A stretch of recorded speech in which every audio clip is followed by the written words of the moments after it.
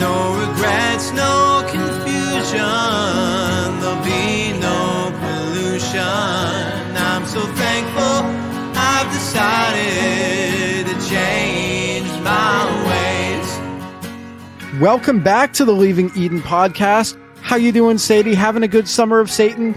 Oh yeah, the summer of Satan is bringing me endless joy. It's going fantastic. Yeah, I would say it's going devilishly good. Yes, yeah. Quite. My name is Gavriel Hakohen. I'm here with my BFF and co-host, Sadie Carpenter. Cult expert, cult survivor Sadie Carpenter is here as always.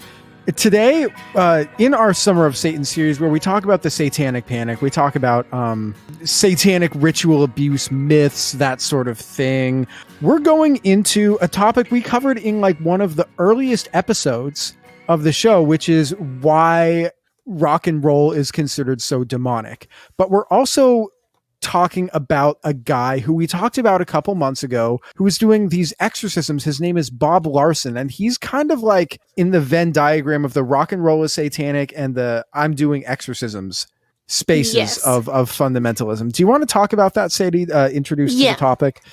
So Bob Larson is not as deep into fundamentalism as somebody like Jack Chick or Peter Ruckman, who are completely affiliated with the IFB and with fundamentalism as a whole. Bob Larson is not. Bob Larson he floats between different evangelical camps because of the nature of his work and because that's what he wants. He wants to have a broader reach than just the IFB or just fundamentalism. He also didn't shape the Satanic Panic quite as much as someone like Jack Chick or even Mike Warnke, but he's not a minor player. Bob Larson had a very popular radio show in the 80s and 90s in which he took callers, answered questions about general Satanic Panic type stuff. He set himself up as an expert on Satanism and the occult and demons and all of that sort of thing, which eventually led to him performing exorcisms over the phone on his radio show and some unlikely friendships, all of which we covered in our full episode about him. He's a very interesting character. Currently, he travels around mostly within the United States doing conferences where people can learn how to do exorcisms and selling his many, many, many books. He's also very well known for videoing the exorcisms that he does and posting them online. So anyone who knows about the Satanic Panic knows that rock music was a major battlefield of this entirely made-up war. Today we're reading the book Rock for Those Who Listen to the Words and Don't Like What They Hear by Bob Larson. This is a really good source for picking apart the fundamentalist objections to rock music. So we know that fundamentalists define rock music as anything that isn't one of the following: hymns, fundy songs, Jesus music with very little beat, early Broadway style music, big band 40s and 50s music, and the very softest of soft jazz. We also know that the fundamentalist disdain of rock music is very heavily rooted in racism. And that goes all the way back to that episode that you were referencing, Gavi. I think it was episode number 2. The curse of Ham doctrine. The basic idea is that Noah's son Ham was cursed after the flood and that he became the ancestor of all people who have African ancestry. This idea that Ham and all of his descendants are cursed has been used to justify slavery and dehumanize all Black people in general. But in modern times, it's also been interpreted to demonize all music with a 2 and 4 beat. The incredibly racist claim is that music with a 2 and 4 beat comes from African tribal music, and it's used to summon spirits and worship Satan in Africa, and the devil has caused this beat to infiltrate American music in order to lead people away from Jesus. But this book goes into a lot of the more minor objections that fundamentalists have to rock music. This book glosses over a lot of that racist history and goes into the laundry list of other things other reasons that fundies don't listen to what they consider to be rock music. It's actually a fairly complete list of all of those objections, so that's why we picked this book. It's a really good one to dig into what those objections actually are and the many, many ways that Bob Larson believes that rock music is tied to Satanism. I found this book to be a very interesting read. I read a version of it that was an edition from, I think, 1987. And Sadie read one that came out earlier. So our references are going to be slightly different, or the references that are in the book are going to be slightly different, or they'll phrase things slightly differently depending on what groups that they're talking about or what music is popular at the time. But for instance, Sadie's has... the one that she read had a whole chapter on disco, whereas the one that I read, rather than having the chapter on disco, it had a chapter on heavy metal instead. And that's good because we get it's like extra Bob Larson bonus content. Yeah, but yeah, we read this book. We both read this book. It was about 200 pages. Yours is longer. Mine's 160. Okay, see, yeah. Did yours have a glossary at the back? Yes, mine had the original 1980 glossary, which includes such satanic groups as Elvis Presley and the Bee Gees and the Beach Boys and ABBA. Yes. And then it has an updated 1982 glossary that talks about the rise of punk music.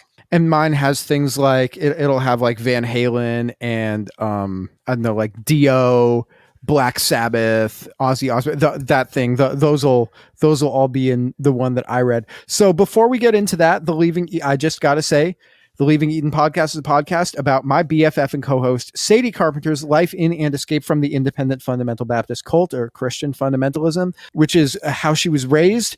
We talk about this cult. We talk about other cults. We talk about religion. We talk about fundamentalism. We talk about the real and present threat that cults and cult ideologies pose to society as a whole. And it is our goal to promote freedom of mind, freedom of thought, and freedom of religion.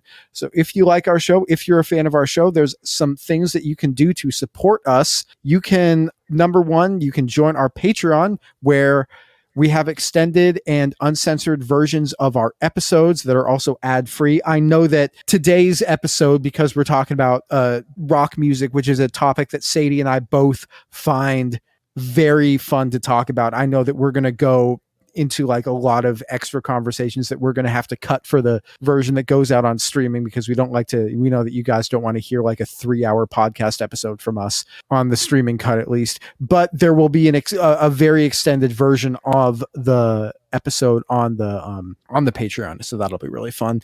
You can also join our Facebook group and our subreddit. So the Facebook group is facebook.com/groups/Eden Exodus. The subreddit is reddit.com/r/Eden Exodus. Both of these are great places to have discussions with other fans of the podcast, or share your deconstruction memes if you want to, or just your religion memes in that Facebook group or on that subreddit. Those are both super fun.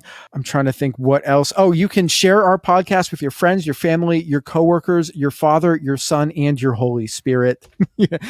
And I think without further ado, I'm going to go and thank our patrons, and then Sadie's going to give us a bit of a TW, and then we're just going to get into the content of this book. So we have 3 I Gave It All to Your patrons, and they are Kathleen Moncrief, Melissa Mosley, and on behalf of his lovely deconstructorino wife, Madeline Antrim, we have Todd Dale. Thank you guys so much to our I Gave It All to Your patrons. Yes, you guys are truly wonderful, and we are thankful for your support, and we are amazed by your support. We are also amazed by the support of our Faith Promise Missions tier patrons, and your names are Alex P., Alicia Guild, Ali Allen, Anisha Patel, Ashley Doxtater, Brooke Tolley, Chrissa, Crystal Patterson, Dear Ethan Hansen the Musical, Dora J., Eleanor Donahue, Enchanted Fairy, Esther M., Hannah Ross, Hope Norum, Horton Here's a Shane, Janine Collin, Jen Kaharski, Jessica Tambo, Jonna, Justin, Kat Henwood, Kay Turwee, Kitty Kate, Kristen Marie, Learned Vixen, Lita, Linda Morgan, Lindsay Goss, Lorena Watson, Madeline Antrim, Madeline Cusick, Marlena Stuve, Marsha Millard, Mary Williams, Mary Martin, Megan Arendt, Rob the Methodist, Sarah Reese,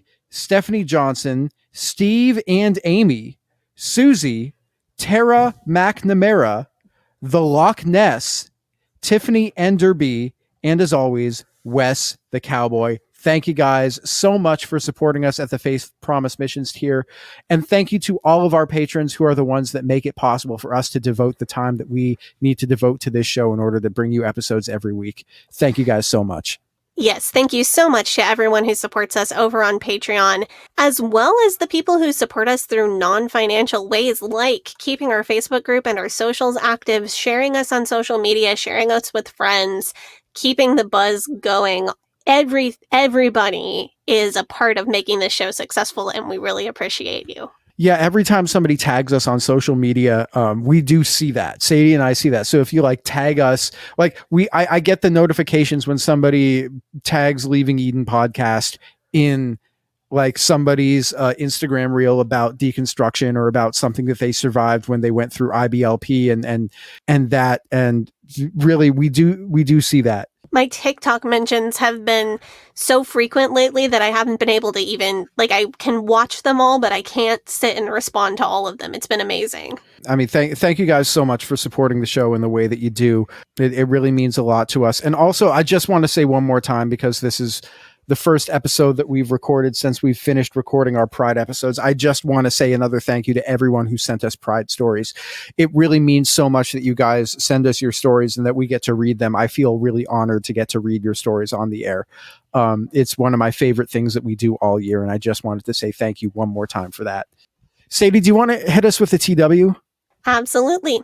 In general, we talk about a lot of potentially triggering topics on this show, including but not limited to suicide and mental health, racism, misogyny, PTSD symptoms, child abuse, mental, physical, and sexual abuse, and spiritual abuse, including guilt, shame, and fear. In most episodes, we will mention at least a few of these topics, but we try to avoid graphic detail unless it's relevant to the story we're telling on that particular day.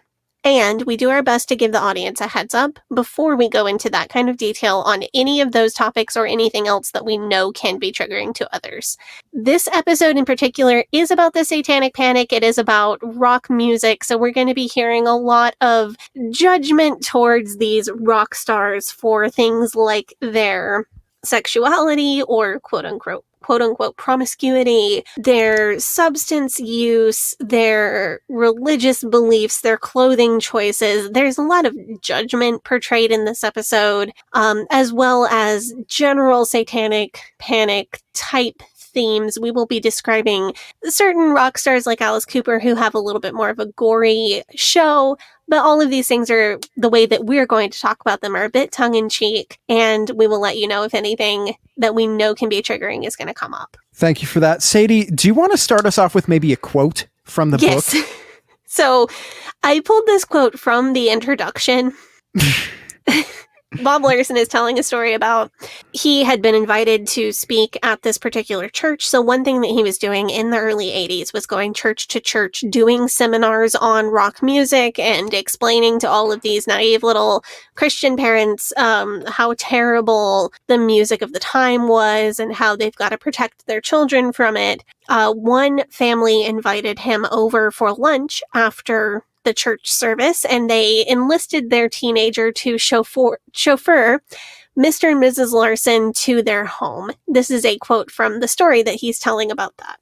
The teenager driving us to our Sunday luncheon engagement had turned the radio to his favorite rock station. It blared at full volume, the heaviest sounds he could find on the dial. Hell yeah. The heaviest sounds.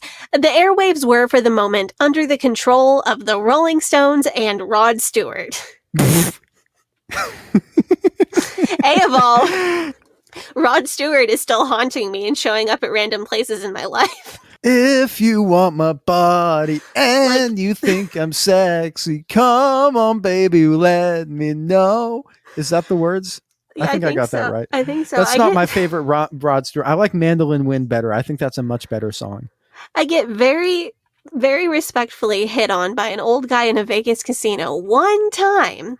and then he turns out to be famous and haunts my life. Wake up, Sadie. I think I got something to say to you. At this point, it's been 4.5 years, 3.5 years. Oh my goodness.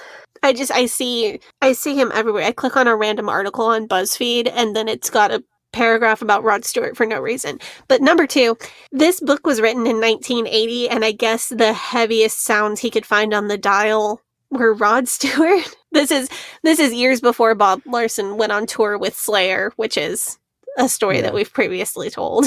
Yeah, I don't know. I think he's just like saying the heaviest sounds for like emphasis. Yeah, I feel like there might have been something heavier on the radio than Rod Stewart in the year 1980, but yeah, I mean, if he just said Van Halen, which would have been on the radio in 1980, like that's not the heaviest sound that exists, but that's like, oh, okay, I get you. I see where you're going to. yeah. I don't know. So after reading this book, one of the things that I had maybe a little bit of an insight. So a few weeks ago, we talked to Pastor Noah from Queer Eye, which was a fantastic conversation. I'd highly recommend you guys go back and check that out. We talked to Noah Hepler. He was on an episode of Queer Eye. He told us a story about that when he was in high school, he was discovered by church elders to be playing Dungeons and Dragons. And they sent him home with a book detailing how satanic Dungeons and Dragons was. Pastor Noah, his teenage self, he came back to school after having read the book that they'd given him, and he was convinced that like none of the satanic conspiracies that they were telling him about Dungeons and Dragons were true, because the people who had written the book didn't know the basic mechanics of how the game worked, and it was obvious that they were completely unfamiliar with it, and they were just like, oh, this has magic in it, satanic for sure, and like they didn't even bother to learn about it before they condemned it. This is a common theme within fundamentalist criticism of rock music. Literally anything that is rock or pop or hip hop, anything that those musicians decide to do is criticized by fundamentalists for being somehow demonic or satanic or evil or corrupting. But their complete lack of understanding of the music or the lyrics or the culture in general, it kind of makes these criticisms fall into like eating crackers territory. You know what I'm saying? It makes it difficult to, I would like to contrast this with Bob Larson's criticisms of rock music.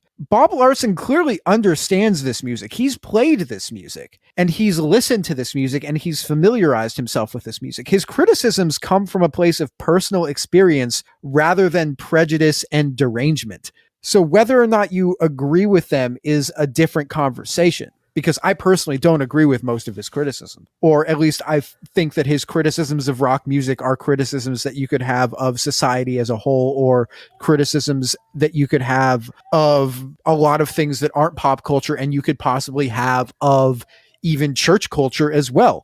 But his statements about the subject matter, like the factual basis for a lot of the stuff that he says in this book isn't completely baseless. Right. I do have maybe some issues with his sources that he quotes in that he uses footnotes throughout this book to cite sources. I do maybe have some criticisms of his source materials that he uses to support what he's saying as absolute fact, and we will get into that. I have some pretty extensive fact checking of certain claims that he makes in this book. However, he is a person who was in bands, who was involved in music culture. He is not completely clueless. Some of the things that he says are very funny in the way that they are phrased. But you're correct. The majority of his statements are not baseless.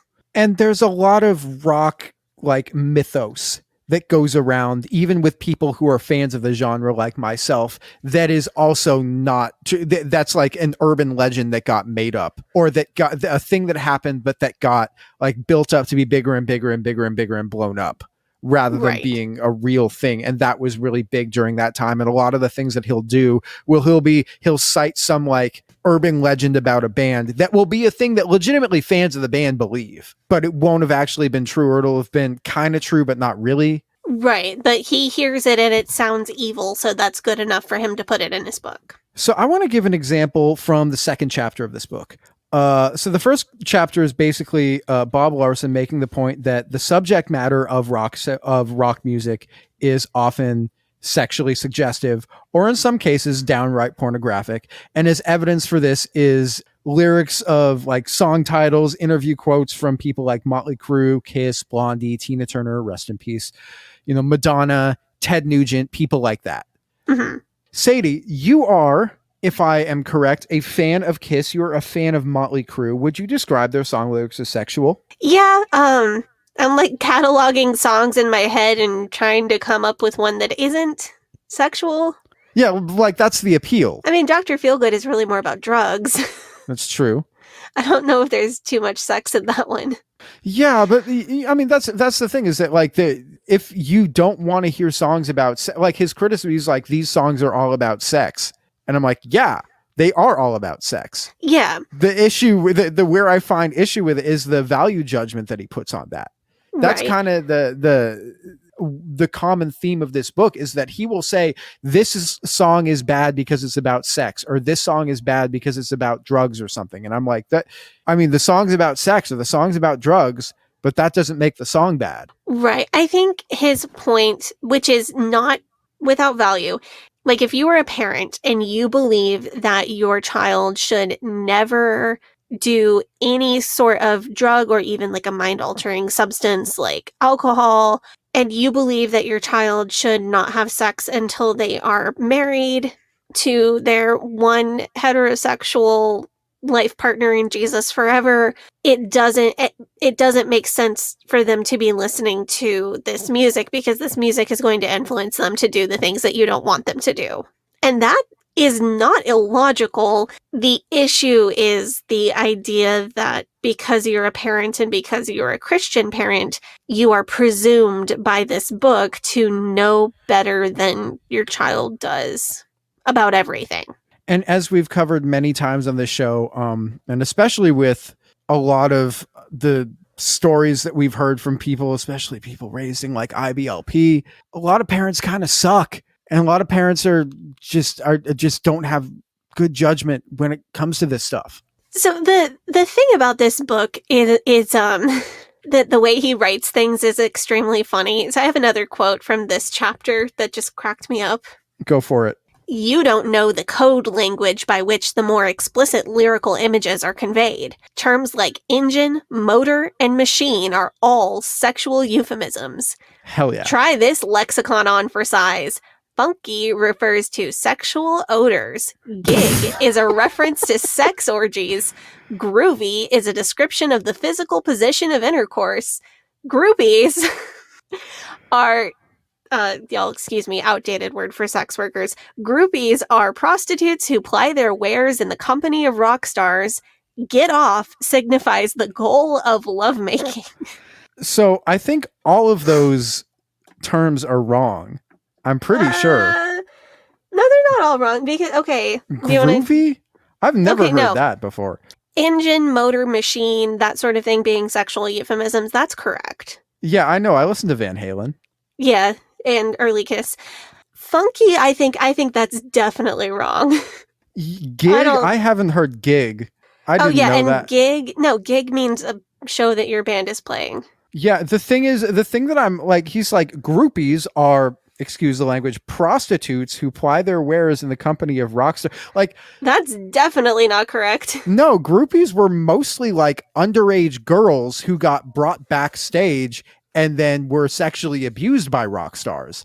The issue, like, okay, yeah, but also like sometimes consenting adult women. That's true. Who chose to chase rock stars. I mean, it is absolutely both. But like in the case of Plastercaster, which is going to come up later, those women were adults and consenting, and when interviewed years after, seemed pretty happy with their rock music plaster casting career. Yeah, and in fact, one of my biggest criticisms with this book is that Bob Larson takes all of the time to come after rock stars for immoral actions with regards to sex, but none of the immoral actions that he'll say that they were doing are the ones that I find to be the most immoral, which are the ones where it's like, oh, you were a famous musician in your 20s and you were messing around with girls who were 13, 14, 15 years old. Yeah, that's illegal and immoral and unethical. If you brought that up, I would be like, I'm right there with you, Bob. That is wrong. Right. Like, to define groupies as sex workers is ignorant, and also it writes over the actual abuses that you were bringing up of underage women and girls who did suffer abuse in that kind of environment. And it completely writes over the agency of adult consenting women who chose to follow bands around on tour. Yeah. And it attempts to smear all of those people by calling them sex workers because he is just assuming that everybody shares his disdain of sex workers. Like, there are layers of problematic here. I just want to point out that while it's not like he never says that there's the issue with rock musicians sexually abusing women who are younger than the age of consent, it's not that he never mentions it, but it's very much like an afterthought, the way that he does. I want to move on real quick. Bob Larson goes on to talk about the Senate hearings and the PMRC, which was, what does the PMRC stand for, Sadie? Do you remember? Parents Music Resource Council, I believe. And he describes this, the PMRC in those hearings in a not inaccurate way. And he quotes people like Frank Zappa and Dee Snider. And he doesn't super editorialize their arguments. He kind of does a, this is what they're saying in their own words thing. The thing is that the way that he describes these things are supposed to make people reading it like clutch pearls. It's supposed to be like, how could musicians say this sort of thing? Yeah, his language when describing, like when introducing a quote, is clearly intended to generate an emotional response from the reader. The thing is that when I'm reading these quotes, it makes me think, man, Frank Zappa, Dee Snider, they sound cool as You know what I'm saying? Like, honestly, it makes me personally wish that rock musicians today were as willing to like piss off the fundies as they were 40 years ago. Because like the number of musicians today who are really going out of their way to make music that is vulgar or envelope pushing in a way that people were back then. It feels just like now things are just safe, and it's kind of disappointing. Like, how often do you hear a song come out and right wingers just totally lose their minds over it? Like, do you remember when Meg and Cardi came out with WAP? Of course. Now, if you're coming, I guess like now the only people that are doing that are people who are just like extremely and like aggressively pro-queer. Or if you're famous and you're famous and you're telling people that you don't like that they can go kick rocks. Like, yeah. I think that's cool. And there are some people that are doing it, but most of the mainstream artists that I'm seeing now aren't really doing that thing. Or they'll like talk the talk, but their music won't really subject matter wise or sonically wise really be envelope pushing as far as moving, as far as like what Jack Black would say was the spirit of rock and roll, was sticking it to the man.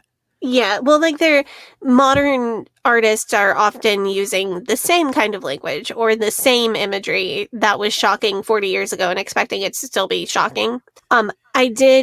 Larson just so seriously over sensationalizes everything. There's a section where he's talking about the imagery of rock music, like album covers and posters and that kind of thing. And it's, this group had this on their album cover. It was terrible. He cites the album Act Like Nothing's Wrong by musician Al Kooper.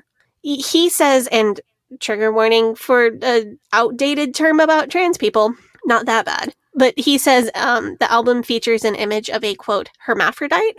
So I Googled the album cover because I'm like, I don't know who Al Kooper is. And this sounds like, what is it that he's interpreting as being an image of this? And the album cover is literally just a nude man who is posed in a feminine way.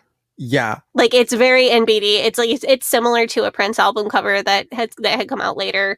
It's just not that crazy. And I looked up Al Cooper and didn't find any indication that he was anything other than a cis guy who liked playing with femininity and pushing the boundaries of album covers. Yeah. And like, I memean, after he finishes talking about the PMRC and taking the side of the PMRC and sounding like a total boner, doing like, I mean, like if you're taking the side of the PMRC, you sound like a boner. Like, come on. Like chapter 4, speaking of the Al Cooper part, is the rock music turns you gay chapter. Mm-hmm. And it's hilarious to me to read now because it's basically just like a list of every cool as gender bending thing that male rock stars have ever done. Like, yeah, that's about it. Yeah, I'm just like, oh man, I mean, it's like a greatest hits list almost of like cool gender bending stuff that rock musicians had done in the 70s and the 80s. I don't know. I don't get why the fundies lose their goddamn minds when dudes play around with femininity. It's pure derangement. So Bob Larson takes aim at in this chapter at the usual suspects, like David Bowie, Mick Jagger, but he really goes after somebody you maybe wouldn't expect when talking about gender bending rock music, and that's Alice Cooper. So here's what he has to say about Alice Cooper is one of his favorite people to go for in this entire book. Of course he is. I don't get it. Because this was part of the thing is Alice Cooper called himself Alice Cooper because he knew that being a man and using a name like Alice would be controversial and would be... And I get that it was a different time when that would have been a big deal.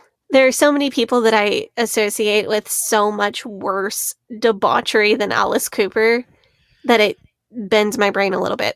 Well, Alice Cooper, the thing of he had the thing with the chicken, right? Yeah. And that was a pretty big deal. All of the it's the same with like Ozzy and the Bat. Right, but as previously discussed, Ozzy and the Bat was not purposeful part of the stage show. Yeah. Yeah. So here, I'll read his quote on Alice Cooper. All the gay rock groups have to go a long way to beat Alice Cooper. Alice, who claims to be the reincarnation of a 17th century witch, began his rock career by coming out on stage dressed with mascara and in women's clothing. An Alice Cooper performance is a wedding of perversion and dramatized violence. Hell yeah. Sure. I mean, it is one of the best stage shows in rock and roll, I hear. I've never seen Alice Cooper, but... No, but like that was the thing. It was that it was theatrical. It was very much just like... I mean, it's like, you know how you go to a Beyonce show today and she has like the marching band on stage with her. Yeah. Like, I get all that. What I don't get is why this is in the rock and roll makes you gay chapter, not the rock and roll is a cult chapter. Yeah, it's just, it's the Alice thing. It's literally just call yourself Alice. So Larson had a footnote sourced for his claim that Cooper claims to be in the reincarnation of a 17th century witch. The source was supposedly in Rolling Stone on December 19th, 1978, page 23. All 8 footnotes for this chapter were Rolling Stone print articles from the late 70s or very, very early 80s. But for some reason, I thought I should look up this footnote. So I looked on an Alice Cooper fan site that collects every single article about Alice Cooper ever. And this article did not appear anywhere on that site.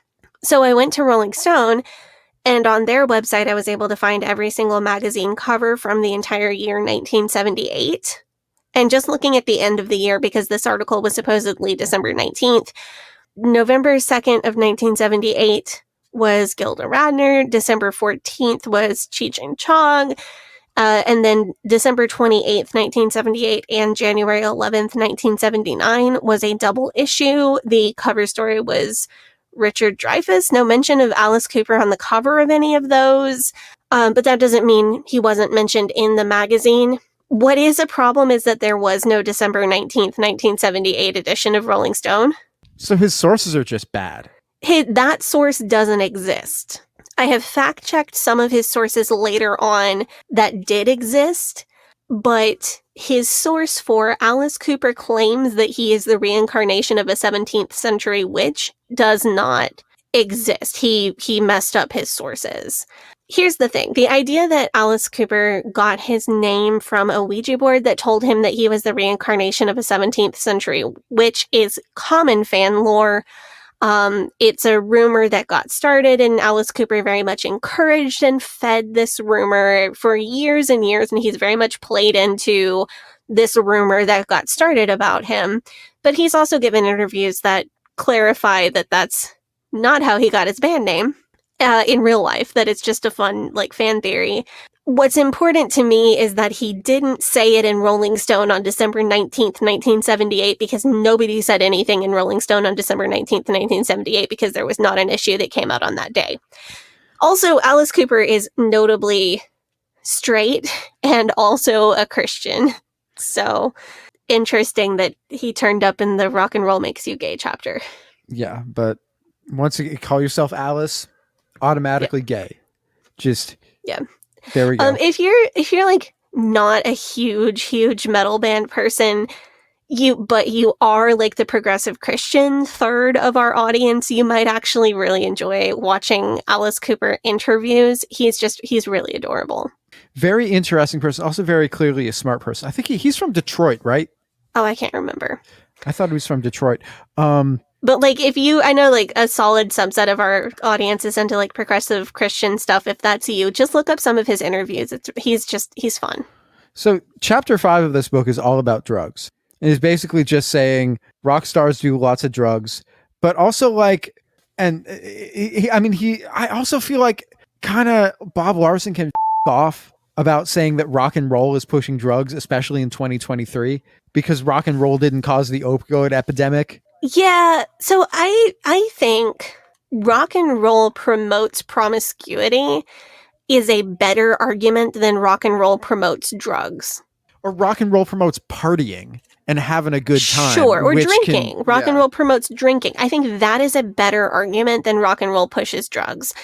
Because a teenager might hear a rock song that makes premarital sex sound really cool, and they might decide to go try to do that. I think a teenager who hears a song about drugs being really cool is a lot less likely to be like, oh, well, guess that's it. Better go find some drugs. I think that's a worse argument.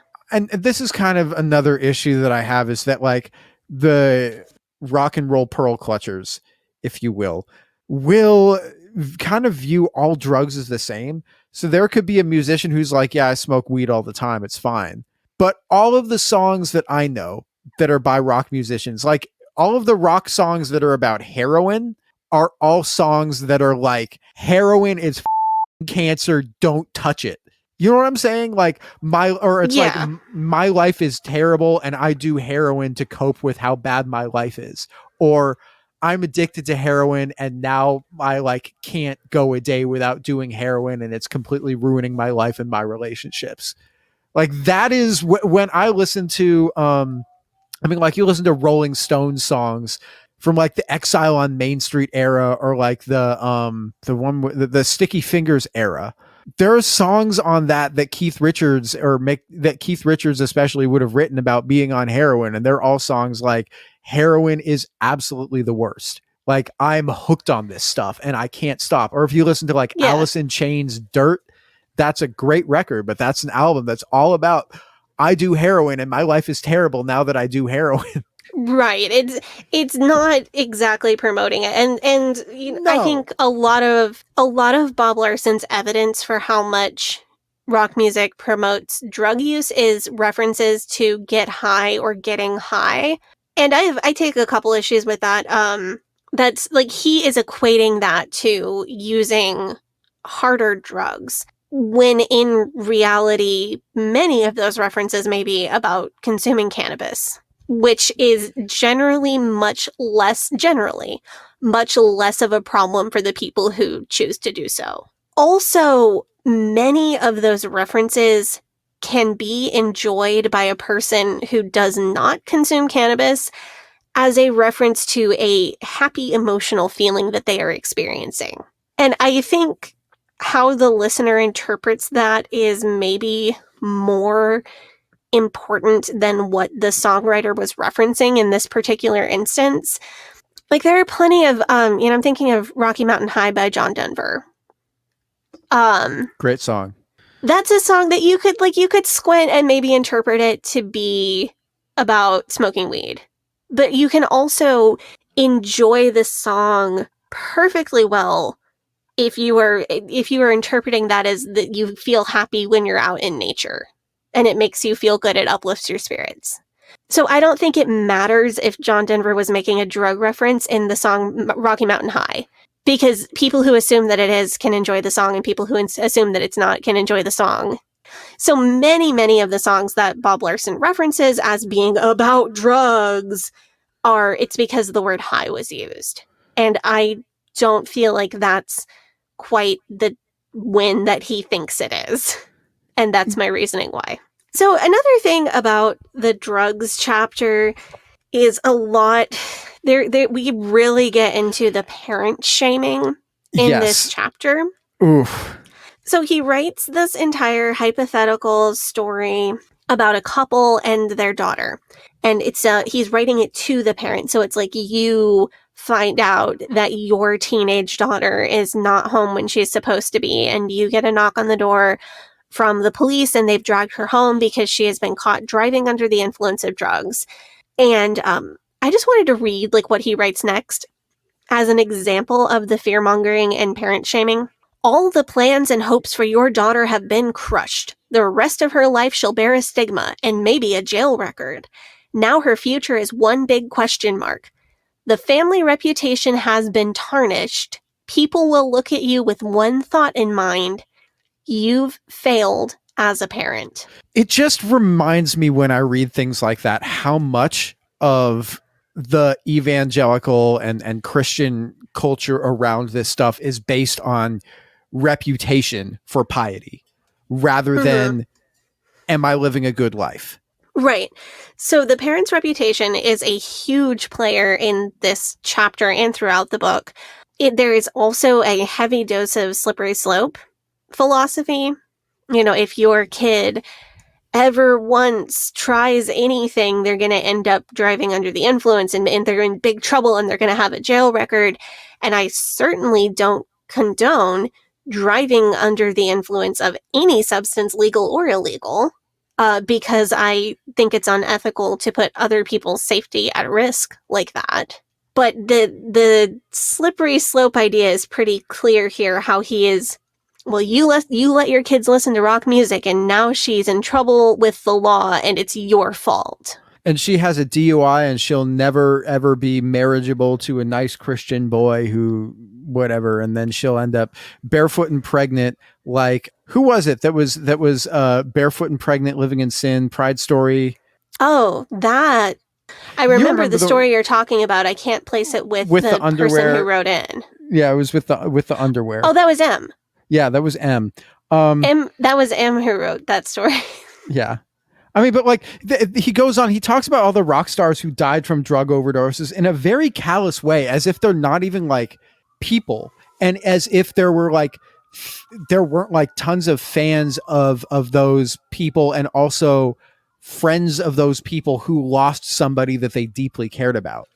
He'll talk about Jimi Hendrix and Janis Joplin and Jim Morrison, and he's they died from drugs. And we'll talk about John Bonham, and we'll talk about Bon Scott, and all of these people who's oh, they died from alcohol, and just yes. And he's talking about, in the quote that I read, he's talking about the hypothetical daughter as if she's not a person.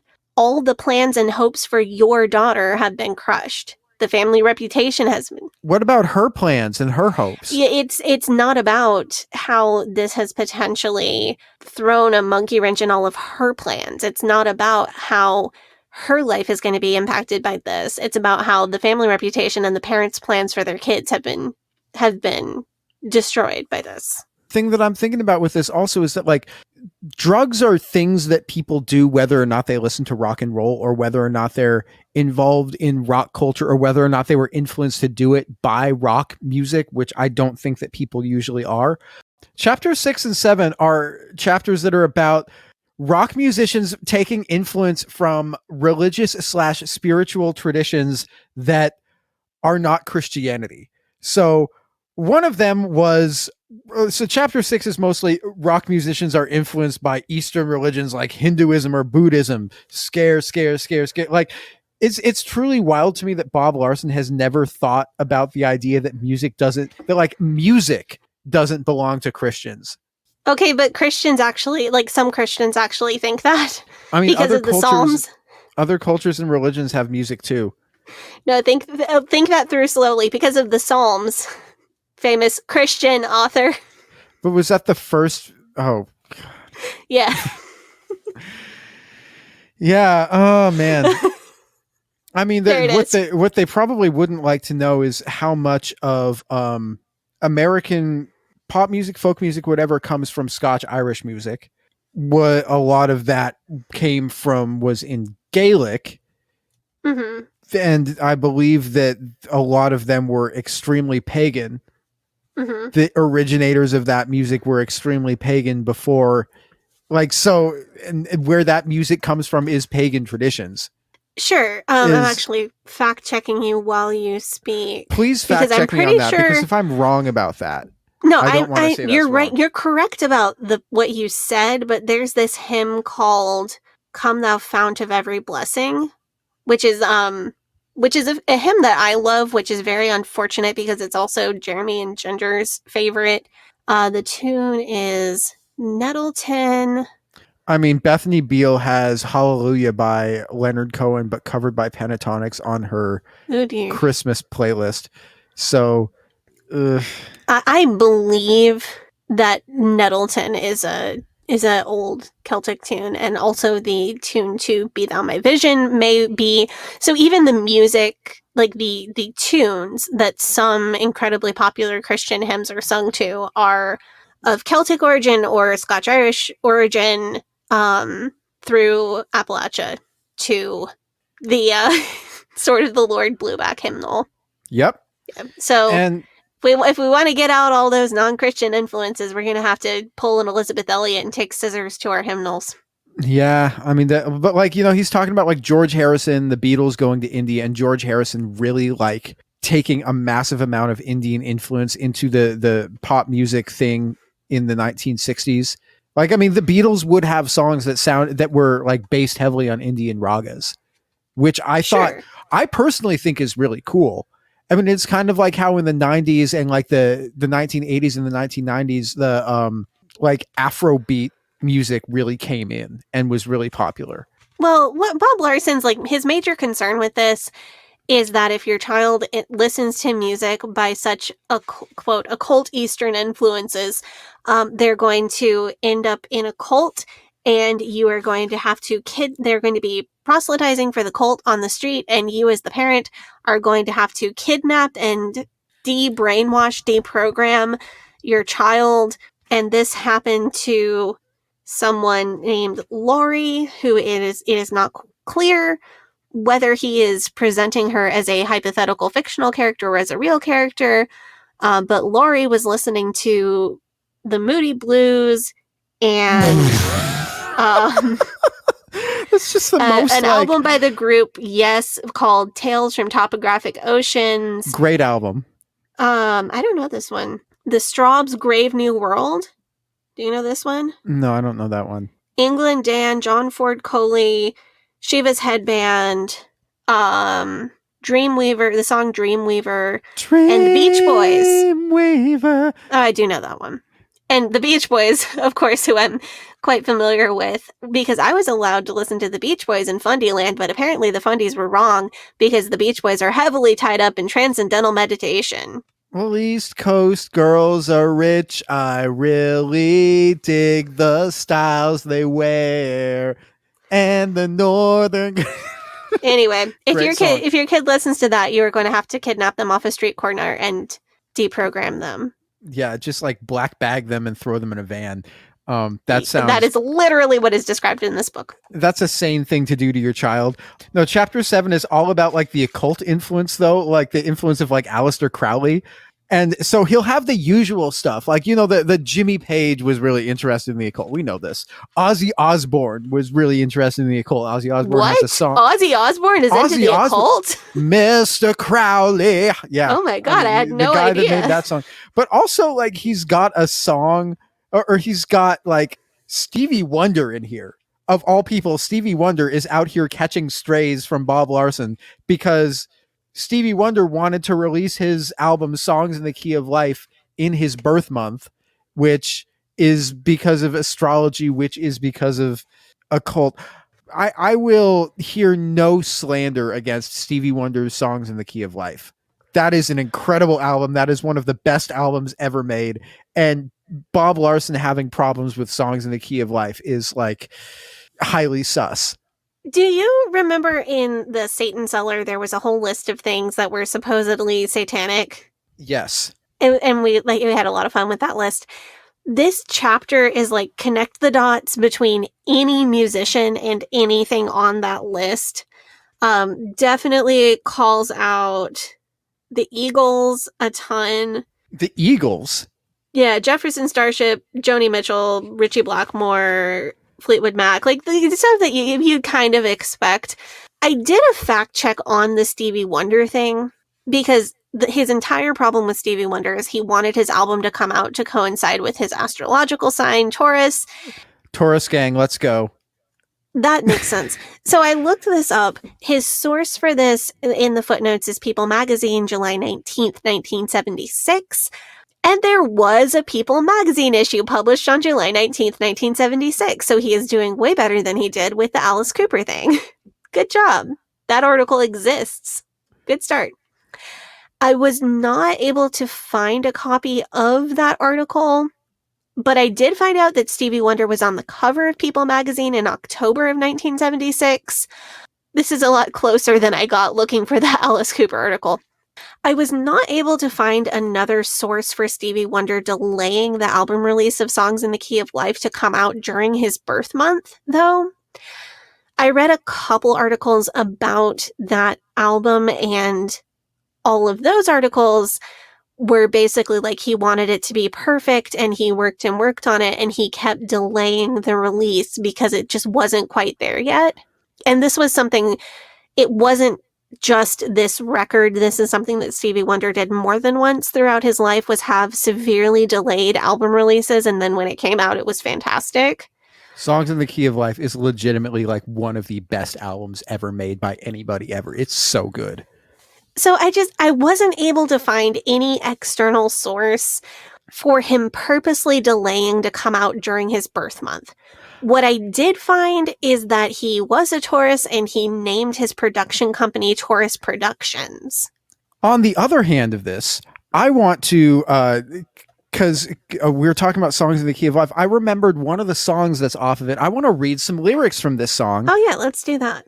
This is for everybody who says Stevie Wonder clearly demonic and occult influenced.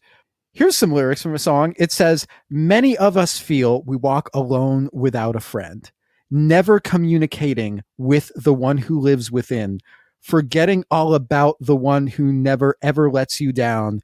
You can talk to him anytime. He's always around. When you feel your life's too hard, just go have a talk with God."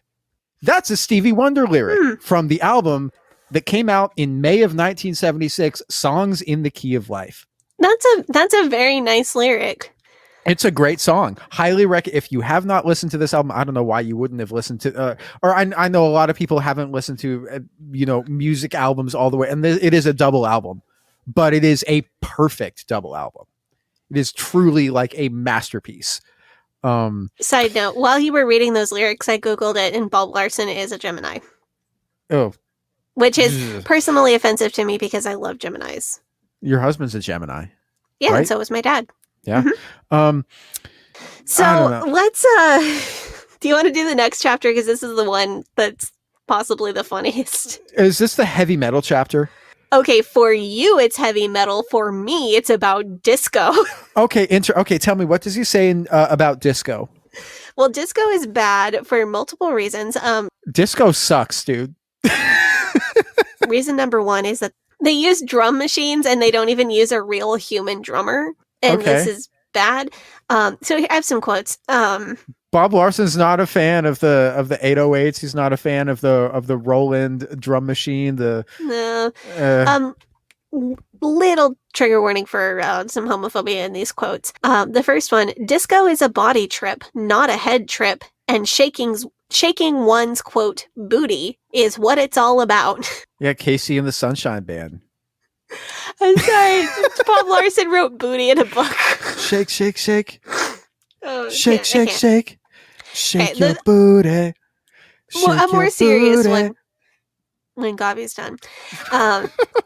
In homosexual haunts, dancing and drugs merged into a pharmaceutical fashion show of glitter and decadence. Today, one rock promoter estimates that 75% of all discos are gay operated. I wish. Undisputedly, almost all disco DJs and lighting crews are gay, and homosexual patronage is considered a must by the businessman who opens a new club. I mean, disco, like early days disco, very gay music genre. We have to honor and we have to respect the origins of the music that we listen to. And then disco music evolved into house music. Also very gay music genre, very queer music genre. The pioneers of these genres, queer people, respect, loving queer people, you know? Yeah, this is once again just boring homophobia. Like, it's associated with gay people, therefore it's bad. I say it's associated with gay people, therefore it's cool. Probably better. It's right, man. Larson goes on to say, most parents haven't been to a disco, so, quote, to spare you the trauma of searching out your local disco, let's take a vicarious journey inside those walls and see what goes on. Vicarious journey? Wait, so is he like... Apparently he's telling people that he went to a disco to do the research so that he could tell them what it's like. Did somebody offer him poppers in the bathroom? I think so. Let me read you the next quote here. Inside, you encounter a fantasy world of mirrored walls, see-through clothing, twirling glass balls, strobe lights, and lasers, as well as a pharmacopoeia of drugs. Poppers, parentheses, amyl and butyl nitrite, in parentheses. Ethyl chloride, quaaludes, and psychedelics fill the heads of the dancers dressed in lycra jeans and thigh-high split dresses. Periodically, the audience is showered in a blizzard of white polyurethane, fake snow, to remind customers that cocaine is their favorite drug because of the seemingly boundless energy it produces. Honestly, that sounds like a great time. So much to unpack here. Okay. His writing, he is a really good writer. Dancing and drugs merged into a pharmaceutical fashion show of glitter and decadence. That's a nicely put together sentence. You know, if he had written his own novel, that would have been great. But he didn't write his novel. He made somebody else write it for him and then did not give her credit. Also, though, to remind customers that cocaine is their favorite drug, I feel like people who would say that cocaine is their favorite drug don't generally need to be reminded. That was a weird phrase. He goes on to criticize disco for being a center of gay advocacy because of the Village People. So again, it's bad because it's associated with gay people. And then he asks, and this is wild, who was the first dancer? It may have been Satan. It wasn't David jumping for joy in front of the Lord? Well, Satan predates David. It's true. So, first. And that's like the whole fundy thing of like the first mention of anything is significant, and also weirdly connecting dancing to Satan. He then finishes it off with some pseudoscience psychobabble about overstimulated, quote, neurosensory responses. What? This whole chapter is just a different level of wild, but I want to hear what the updated version says about heavy metal. I want to read this passage for you. Okay. Any real metalheads are going to laugh their asses off from it. So it says, among the most popular heavy metal bands are AC Lightning Bolt DC. No, he says AC/DC, Iron Maiden, Dio, Scorpions, Judas Priest, Rat, Ozzy Osbourne, Motley Crue, Quiet Riot, Deep Purple, Twisted Sister, Armored Saint, Metallica, Dokken, Grim Reaper, Queensryche, Keel, Wasp, Raven, Black Sabbath, Van Halen, Aerosmith, Accept, Loudness, Crocus, Blue Oyster Cult, Def Leppard, and Triumph. I mean, he like a lot of those bands, yeah, you know, real heavy metal bands. But like AC/DC, not really heavy metal. Motley Crue, Van Halen, Aeros, those guys, those aren't really metal at all. There's no like Megadeth, there's no Slayer, there's no Anthrax, there's no Motorhead. I mean, like, because I know Bob Larson knows better than this. Bob Larson knows heavy metal. I think he just made a list of bands that are popular and bands that he thinks have scary sounding names, because people reading this book won't have actually listened to any of it and they won't be able to tell the difference between like regular rock music and like heavy metal. There are some notable misses on this list. Like, a lot of these bands are metal. Like, I would call, Motley Crue is glam metal. So that definitely counts. Like, bands like... Yeah, they're like hair metal. Right, they're hair metal. And that's fine. Okay, Iron Maiden, Dio, Scorpions Priest, Ozzy, Motley, Quiet Riot, Twisted Sister. Like, Quiet Riot is also hair metal. Metallica, Dokken, Queensryche. Like, Wasp is kind of hair metal. Sabbath, Def Leppard, sure. Like, half of them are heavy metal, and then, like, Aerosmith, Blue Oyster Cult. Aerosmith is not metal. Aerosmith's just like a Van rock Halen. band. They're like... Those are hard rock bands. Yeah. For sure. Blue Oyster Cult, that's not a... I don't know, man. I also feel like there are some misses that like need to be on this list. Like, it's weird to mention writing in the 80s. It feels weird to me to mention Van Halen, Aerosmith, Blue Oyster Cult, Def Leppard, and not mention Whitesnake. Yeah. Like, that feels odd.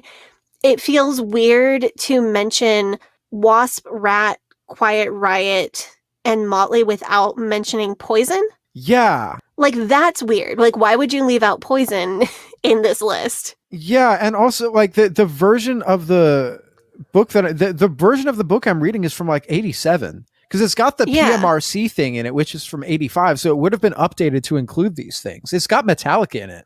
Metallica wasn't popular until like later. But your version is from 1987. Yeah. And it doesn't have, like, Slayer is not in it. No. Like you said, Slayer, Anthrax, Motorhead. He toured with Slayer. Yeah, but your copy, he toured with Slayer in 1989, so that was still after your copy was printed. I don't know. I think it's interesting because the version I'm reading was published in 87, and it's funny because to me it is so dated to the like late 80s hair metal.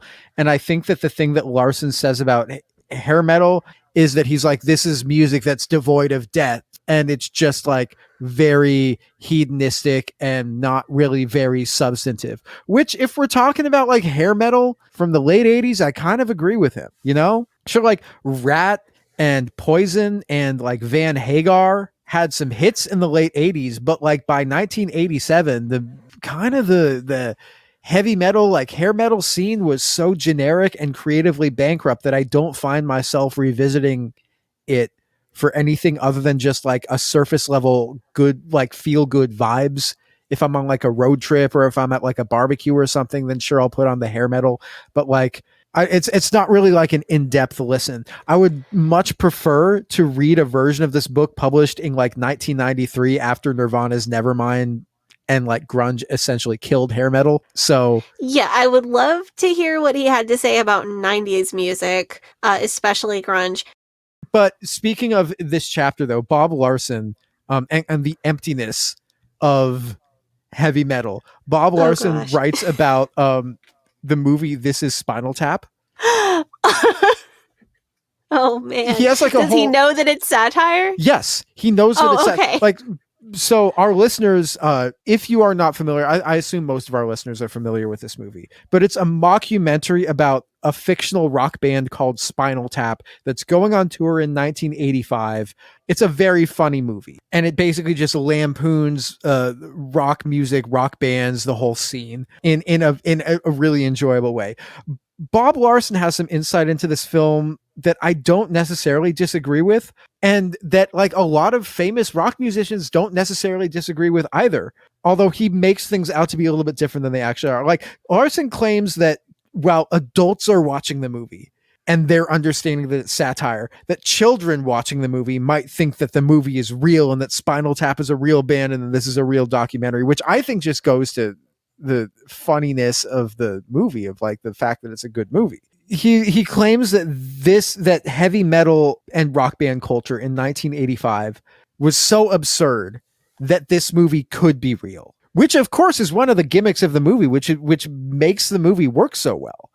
And one of the points that he brings up as evidence of this is that it did in fact convince some people into thinking that the band Spinal Tap was a real band, and they went to the record store and being like, "Hey, do you have the Spinal Tap record? I want to listen to it." And they're like, "No, Spinal Tap's not a real band. It's from a movie." The thing is, many famous musicians from that era publicly said that Spinal Tap was great satire because it hit so close to home. Like the film got positive reviews from legendary rock stars like Jimmy Page, Robert Plant from Led Zeppelin, Glenn Danzig from the Misfits, Kurt Cobain and Dave Grohl from Nirvana said it was a great movie. Lars Ulrich and James Hetfield from Metallica, Dee Snider from Twisted Sister, Jerry Cantrell from Alice in Chains, and the Prince of Darkness himself, Ozzy Osbourne, all had positive things to say about the movie. However, just because the film depicted something that was somewhat close to reality doesn't mean that everybody found it funny. Like Aerosmith's lead singer, Steven Tyler, apparently didn't find it funny because it was too close to home, and he felt that hey, that's a little bit below the belt, because they came out with an album that was like had Stonehenge on the cover right around the time that Spinal Tap came out, and they thought they were being like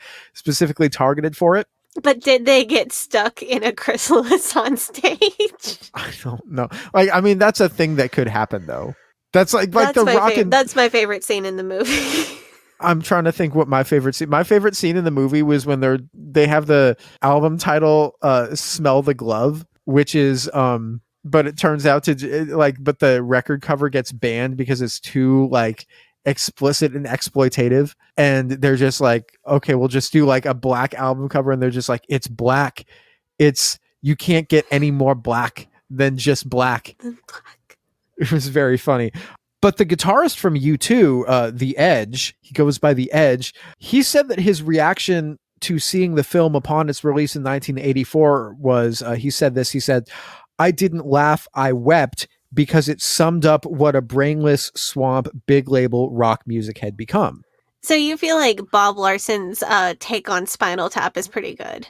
Yeah, Bob Larson's take on Spinal Tap is basically like, this movie is ridiculous, but it could be real. And that's what makes it good satire. But that's also like one of the things that I think makes it so like rock music in 1985, at least like the hair metal scene by that point was, I mean, it was still there, but it was kind of like creatively dead. It's sort of like a lot of like the same parallels to I see what was going on in like trap music in like 2018, 2019, when every song had like trap beats on it, but it was just like creatively a lot of the music was just not there and just not very good, or just like lyrically just so surface level that there wasn't a lot really going on with it.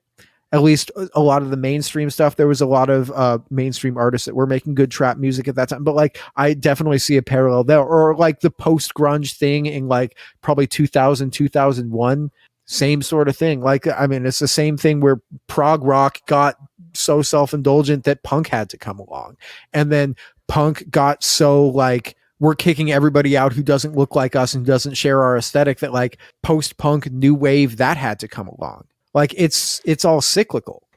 And it seems like Bob Larson is like making a good point, but then everything that he builds on that foundation is just silly. Like, yeah, I mean, we know that hair metal is not like great music. It's like fun to listen to, but it's not like Songs in the Key of Life by Stevie Wonder.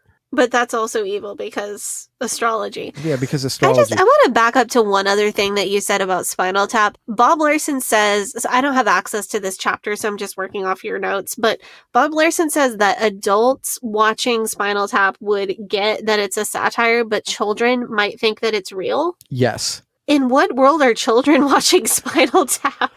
That is not an appropriate movie for children. I watched that movie when I was probably like 13. And that's borderline, but you think? But children? Like children? I don't know. I mean, this was also like, when did they come out with like movie ratings where everything was like before a certain time, everything was either like Oh, PG or it was R. And if it was R, it was just like there was like hella Let me nudity see. and it was the 80s. I don't when think was PG-13 invented? I don't think PG 1984. Oh, okay, so that would have been So it would have been before Spinal Tap. Let's see. what was Spinal Tap rated? And a lot of movies were just unrated that came out at that time. Yeah, Spinal Tap is rated R. Yeah, so why is like I mean, I watched that when I was 13. Why is he concerned about children seeing it? I know, like, if you're not letting your kids watch R-rated movies to begin with, then like, and because you're a fundy and your kids aren't watching R-rated movies to begin with, like, what is this even going? I don't know. I'm gonna look up one more thing. Okay, and the VHS did come out in 1984. So it is possible that he's concerned about kids seeing it on VHS at like other kids' houses. But I find it hard to imagine a world where most parents think it's a good idea to pop in a VHS of Spinal Tap for their 8-year-old. Right. I mean, the point he's trying to make here is rock culture is so crazy and clearly hedonistic and demonic and bad that they made a movie that was a satire of it, but the satire could have been real. That was basically his argument here, which is not really like there are workplace comedies about like being a police officer. There's workplace comedies about being a teacher. There's workplace comedies about, I don't know, like every kind of thing that there is, and then there's mockumentaries about everything. Like, what are we doing here? I mean, if we're looking back to something that might be more Bob Larson's speed, you could even reference the TV series Gomer Pyle USMC, which is a satirical comedy about the military. I don't know, man. This just like this criticism here does not make a lot of sense to me. Let's this has been wild and fun so far. Why don't we go take up the offering, and when we come back, what is the next thing on our list? Next thing we're talking about MTV. Video killed the radio star. Here we go, MTV. When we come back, we have a couple chapters that you have access to and I don't. And I'm so excited to hear what Bob Larson had to say. Well, let's go take up the offering. Hey, Sadie here. If this is your first time listening to the Leaving Eden podcast, make sure you go back and check out episode 57. It's a primer episode for new listeners. That episode tells my personal story and gives you all the terms and information that you'll need to know going forward. Also, check out our cult true crime series, The First Family of Fundamentalism, so that you can get the whole cult story. If you like our show, you can support us by joining our Patreon, where we have extended and uncensored episodes as well as other bonus content available. You can also join in the discussion in our Facebook group. That group is called Eden Exodus. Tell a friend, tell a family member, tell your worst enemy. The Leaving Eden podcast is a fully independent podcast, and we really appreciate your support. Now, back to the show. We are back from our break. We are talking about rock music and how obviously satanic it is, according to the one and only Bob Larson. Satanic expert, movie expert, music expert, Bob Larson. Yeah. Yes, indeed. Have you been convinced by Bob Larson yet of the satanic and evil nature of rock music, Sadie? Not quite. I have some thoughts, but I'm going to save them until we get into the really parenting heavy chapters. The end of this book, the first part of the way this book is set up is like the first, like probably 3/4 of it is like him saying rock music this, rock music that, it's bad because X, it's bad because Y. Like, here are all the reasons to be scared of this or worried about this. Yeah. Yeah. Like, for example, the next chapter that we're going to talk about is chapter 9, which is all about MTV. And Larson's main claim is like, music videos are often sexualized. Well, duh. Like, what are we doing here? And then he's like saying a good music video producer or director can be seen in the same light as like a Hollywood producer or director. And he points out that videos are often like massive undertakings with the same level of production as like a feature film. And he's like, the perfect example of this is Michael Jackson's Thriller. I'm like, okay, like, how is that bad? You know what I'm saying? Yeah. It's like, I don't know. I don't have access to this chapter because it wasn't in my older copy of the book, but I think music videos are new to the parents that he is writing to in this book. So they're naturally already afraid of them, and he is just giving them more reasons to be worried. Yeah, he's like, if you turn on MTV, you might see scantily clad women, which is true, but you might also see David Byrne in like a suit that's way too big, acting kind of goofy on camera as well. That's another thing you might see. You might see Michael Jackson pretending to be a zombie. Like, there's all different kinds of music videos, but it seems like he just focuses on the most scandalous or the most like, and that's just kind of the pattern. It's one of those things you see what you're looking for. Like a Rorschach When test. everything, yeah, when you're a hammer, everything looks like a nail. He knows his audience. These parents want to be horribly scandalized by this book. They want that visceral satisfaction of, see, I knew that my kid's music was more than just annoying. And he's giving the people what they want.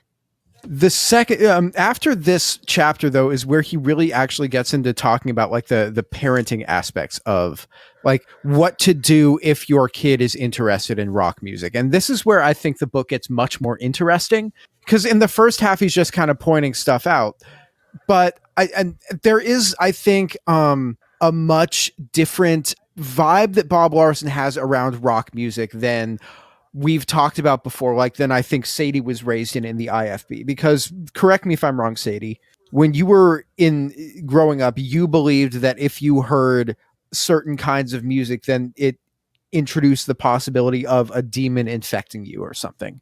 Yeah, and if, hearing it in the grocery store was not as dangerous as listening to it in your car, which is not as dangerous as listening in your room and dancing to the music. And going to a concert of it would be like the most dangerous of all. Or right, because that's where the demons are originating from. But even just hearing it incidentally could potentially lead to demon oppression or demon possession, because there are demons attached to physical and digital copies of different types of music. Bob Larson, on the other hand, part of his argument in the parenting aspect of this book is that it is kind of based on this being wrong. So he's suggesting that in order for you to understand this music and in order for you to understand why it's wrong, you have to actually listen to it yourself, which is not a take that I often hear with fundamentalists. Yeah, that's a little bit on the unusual side. So we're going to get into that a little bit later, I think, because there's a chapter where he talks about that specifically. But in chapter 10, Bob Larson basically is... He kind of pivots from saying this is why it's bad to being like, this is what you do and this is how you argue against this kind of music. So he's talking about the problem of this music is everywhere and everyone's listening to it. To parents, he's basically saying, tell your kids that what they should strive to be is different from everybody else. And if everybody is doing something, that doesn't mean that they should do it, which on its surface is a good argument, not necessarily for this cause, but is a good sentiment. The thing that it kind of rhymes with is like the Christians should be a peculiar kind of people sentiment. But here's the thing about it that kind of bothers me is that whenever people, and this isn't just limited to Christians, getting butthurt about the things that they like not being popular, but people in general, whenever people say you shouldn't like what everybody else likes, very often there's an unspoken follow-up of you should like what I like instead because it's better. So Bob Larson and the parents reading this book, it seems like they aren't mad that everybody likes the same thing, because of course not everybody likes the same thing, but they're mad that the thing that everybody likes isn't the thing that they want them to like. And for me, I kind of get this, because when I was a kid, a lot of the music that was very popular at the time wasn't music that I really liked much at all. I was never like an emo kid. So like when My Chemical Romance and Fall Out Boy and Panic at the Disco, that was really popular. I didn't like that at all.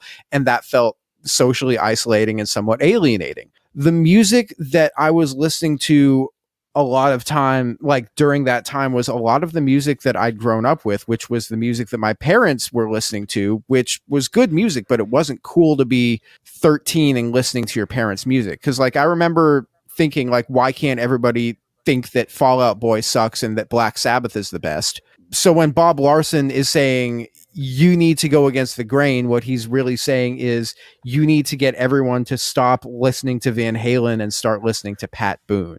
But I mean, different people like different kinds of music for different reasons. So I do think that this take, while on the surface, I mean, you know, go against the grain if you want to, but go against the grain in your own way. Don't do something just to be contrarian, I think. Yeah, just listen to our How to Find Music episode and like what you like. That's true. I definitely agree with that. Like what you like.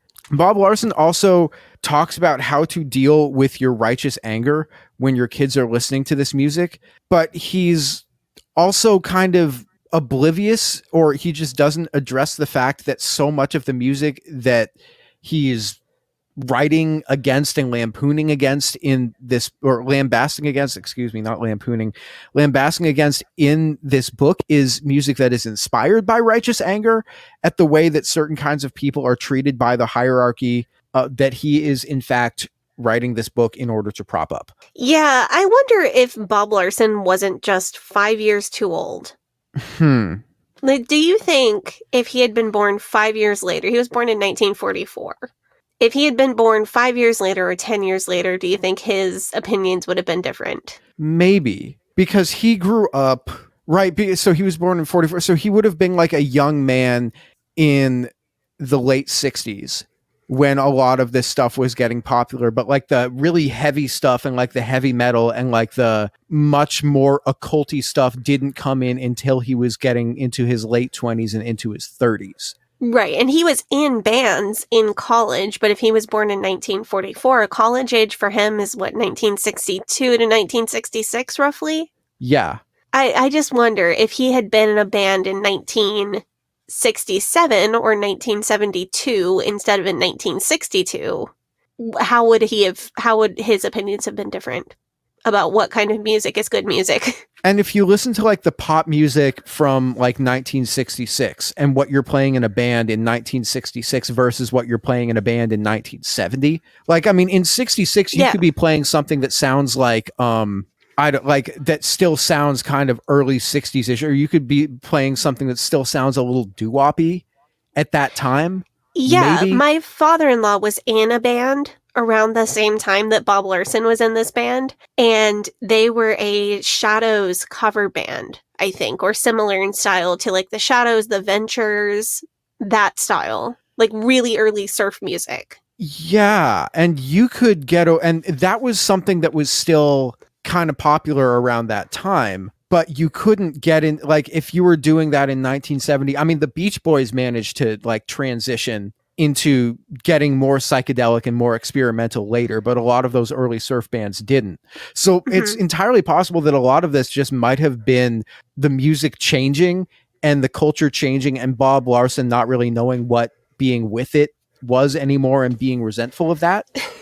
Then they changed what it was. Yeah, just like Grandpa Simpson. But I think that's a really salient point that you just made there, Sadie. That makes a lot of sense to me, and I didn't even think of that. There were a couple other things in the corresponding chapter in my version of this book that I wanted to point out.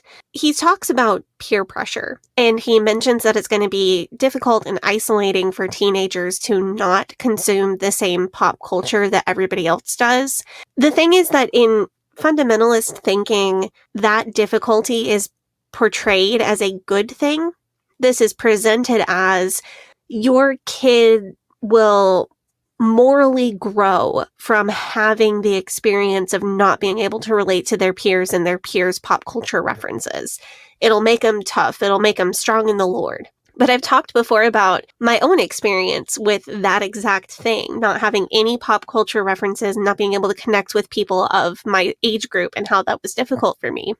I don't think it has the intended effect. I don't think forcing your kid to be out of step with their generation has the outcome that you think it's going to have. I would feel like I was parent shaming if I came on with the opinion of, well, you just got to let your kid consume whatever media is out there. Like if your 14-year-old feels like they have to watch Euphoria to fit in at school, guess you better hand them the remote and leave the room. Because I don't think that's the answer for everybody either. And clearly I'm not at this point yet in my parenting journey. My kid is 2.5. The only issue I have right now is that she wants to sing the Little Green Frog song 1,000,000 times a day, or whatever song it is that she's stuck on this week. Oh, so cute. But thinking forward to how do I plan to deal with this, and things that I've been reading to prepare for that stage of parenting that is coming, regardless of what I do now. I think maybe there's a better way than raising kids that are completely out of touch with the content that's shaping their generation. And I think maybe there's a better way than just letting a kid have unfettered access to all sorts of media. One of the best supported points that Bob Larson has managed to make in this entire book is that, cut and dried, Christian parents may feel justified in restricting their children from certain media. And you or I can agree that Christian parents should be able to restrict their children from certain sorts of media, or we could disagree and say they shouldn't be able to. But our agreement or disagreement isn't going to change what Christian parents do, because it's what Christian parents and other religious parents and other non-religious strict parents have been doing for literal generations. So is there something that is not cutting off all of a kid's media choices and also not just letting them see whatever? Because I don't think it's invalid, if a parent thinks something is morally objectionable, to not just give their kid free rein to watch whatever media they want with that in it. I am not against restricting certain media until a kid is a certain age or a certain maturity level. So let's think about this hypothetical 14-year-old who feels like they need to see Euphoria or like Game of Thrones to fit in at school. And you, as their hypothetical parent, just don't feel like that's appropriate content for a 14-year-old to be watching on their own. What can you do? Is there an option that isn't completely restricting it or completely allowing it? And I want to encourage people to think outside the box. I don't have this experience as a parent, but I do have this expertise from having been a kid whose media consumption was severely limited. I think good parents are resilient and creative and in touch with their kids' maturity level. And I think good parents who want to find a better way can find something better for their family that's between those two extremes. Maybe in this case of the hypothetical 14-year-old, a parent would pre-screen Euphoria and decide, oh no, there's no way my kid is mature enough for this. I am not letting them watch it. And then the parent would write a plot summary of what happened in the show and read it with their kid and explain to them why they don't feel like their kid needs to be seeing these things on TV right now. Maybe another 14-year-old who wants to watch Euphoria, their parent feels differently and would watch it with them and pause when difficult things come up and have a conversation about it. I think that, like I said, good parents are resilient and creative and care, and they're in touch with their kids' maturity level. And I think there are out-of-the-box solutions that can work. Bob Larson, like fundamentalists so often do, is setting up a false binary. You either let them run wild, or you restrict their media completely. Just like Debbie and Michael Pearl do. You either abuse your children through our methods, or you will be completely overrun by your children. It's the same type of false binary here. And I think that we can do better than that. Yeah, I thought that's a really smart point. And also, I want to remember that because there's a point later in the book where Bob Larson talks about something that I think is related to that. But yeah, you have a quote that you want to read next, right? Yeah. This is the other thing that I noticed from this chapter. This is a quote. Now that you know what those songs and singers are really all about, you're probably horrified to think that after all you've done to properly train your children, they may still violate the principles you hope to instill. Parent, take the knife away from your throat. You haven't failed. You have just underestimated the power of today's culture to induce conformity. This one caught my attention because remember back in chapter 5 in the hypothetical story about the reader's daughter doing drugs, Larson uses everyone will think you failed as a parent as a threat to beat parents over the head with. he scaremongers at people with you failed, and then 5 chapters later he comes back and says it's okay, you haven't failed. That struck me as extremely culty and emotionally manipulative. I think it's interesting that he put that story in the beginning of the book and this one in like the middle of the book. Like if you put that in the beginning of the book, you're going to read it and be like, oh, I really need to keep reading this book and do what he says. And then you get to the middle and you're just like, okay, well, maybe there's some room for nuance here. That's kind of, I think that's a manipulative choice. Yeah. So the next chapter is chapter 11.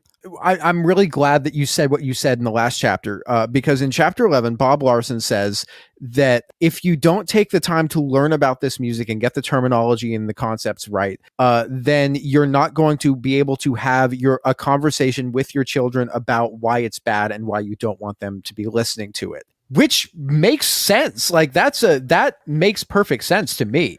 Like I remember when I was a kid, the thing that like my parents, they weren't so limiting on what music I could listen to, but they were very strict about what video games they wanted me playing. So like they wouldn't want me playing like Call of Duty or something like that. They were more like if I was playing like racing games, that was fine. But if I was playing like Call of Duty or something like really violent, then they would get really like horrified by it. When they were like trying to talk about it with me, they would just say the wrong things, or they would say this is bad because XYZ thing, but then the terminology that they would use or the way that they were talking about it would just be wrong and it wouldn't make any sense and would just be like you're living in a different reality. So I think it is smart that he makes that point. And this is the section where he says that he disagrees with Jack Chick in saying that the music with a specific rhythm doesn't make the music bad. He makes it clear here that his issue is not with the music itself or the form of the music itself, but the subject matter and the culture that surrounds it. Yeah, I'm paraphrasing here, but when he's talking about getting your terminology right, he says if you call Elton John hard rock, your kid's going to blow you off because you don't know what you're talking about. And that's another point for Bob Larson here. He's right. He doesn't specify that he disagrees with Jack Chick, or does he? No, he doesn't. But that's okay. the thing that Jack Chick said about how he had the comic where he had the missionary and the beat on the 2 and 4 is like we summon the demons with this music, and the chieftain in Africa is hella racist comic. But I know. I hate that one. Hate that one. Yeah. Larson's different take on beat is that the syncopated 2 and 4 beat isn't necessarily evil, but it has a sexual effect on people, and it is kind of a sliding scale sort of a problem. If the beat is not the predominant aspect of the music, then it's less of a problem, and if the beat is the main thing about the music, it's more of a problem. He does make an absolutely wild claim here. This is a direct quote. I have known of hard rock drummers who have admitted to having self-induced orgasms after hours of incessant drumming. Obviously, it wasn't the drumstick that they were playing with. Who? What drummer? What drummer said that? I don't know. I don't think so. Drummers, plural? If he had said a hard rock drummer, I might have believed him. I have known hard rock drummers. Who said this? Was he talking to Keith Moon? He was talking to John Bonham. He was talking to I don't know. Because Tommy Lee would probably say that. Yeah, in an interview. Yeah, like that sounds like the kind of thing that Tommy Lee would just say because he's Tommy Lee. But drummers, I don't buy that. Yeah, I've known quite a few drummers, and I've never known a drummer to say that. But I do think on one hand that Bob Larson is more fair than a lot of fundamentalists in this chapter. But on the other hand, like every genre and every era of music and every kind of music has songs that are about sex. Like fundies love Mozart. But Mozart for sure has songs about eating ass. I did find another quote that makes rock music sound incredibly cool from Bob Larson here. You don't listen to hard rock. It baptizes you with a liturgy of sex, drugs, perversion, and the occult. Hell yeah, brother. He missed his career as a music writer. Yeah. I mean, he could have written for Rolling Stone or Spin or... Yeah, he could have just written all those articles about that he's badly referencing. Yeah, there's a section later where he could have written Hammer of the Gods. It would have been just as made up if Bob Larson wrote it. No, but in chapter 12, he basically says if you have some standards for your kids, you have to do the same for yourself, especially with regards to the TV you watch. Yeah, he wants parents not to be hypocrites. That I get that. Like, if you're watching worldly TV shows, your kid is not going to listen when you tell them not to listen to worldly music. I do think the shows that he lists in the 1982 printing are kind of fun. So this is what he defines as worldly TV that is going to make your kids want to listen to rock music. The Edge of Night, Charlie's Angels, Hawaii Five-0, Kojak, The Young and the Restless, and Days of Our Lives. I've never seen any of these shows. I have seen some Days of Our Lives. Is it good? No. It's fun. He also takes aim at crime procedurals. Larson claimed that he overheard neighborhood kids playing out crime storylines. Like, this time you be the murderer and I'll be the detective.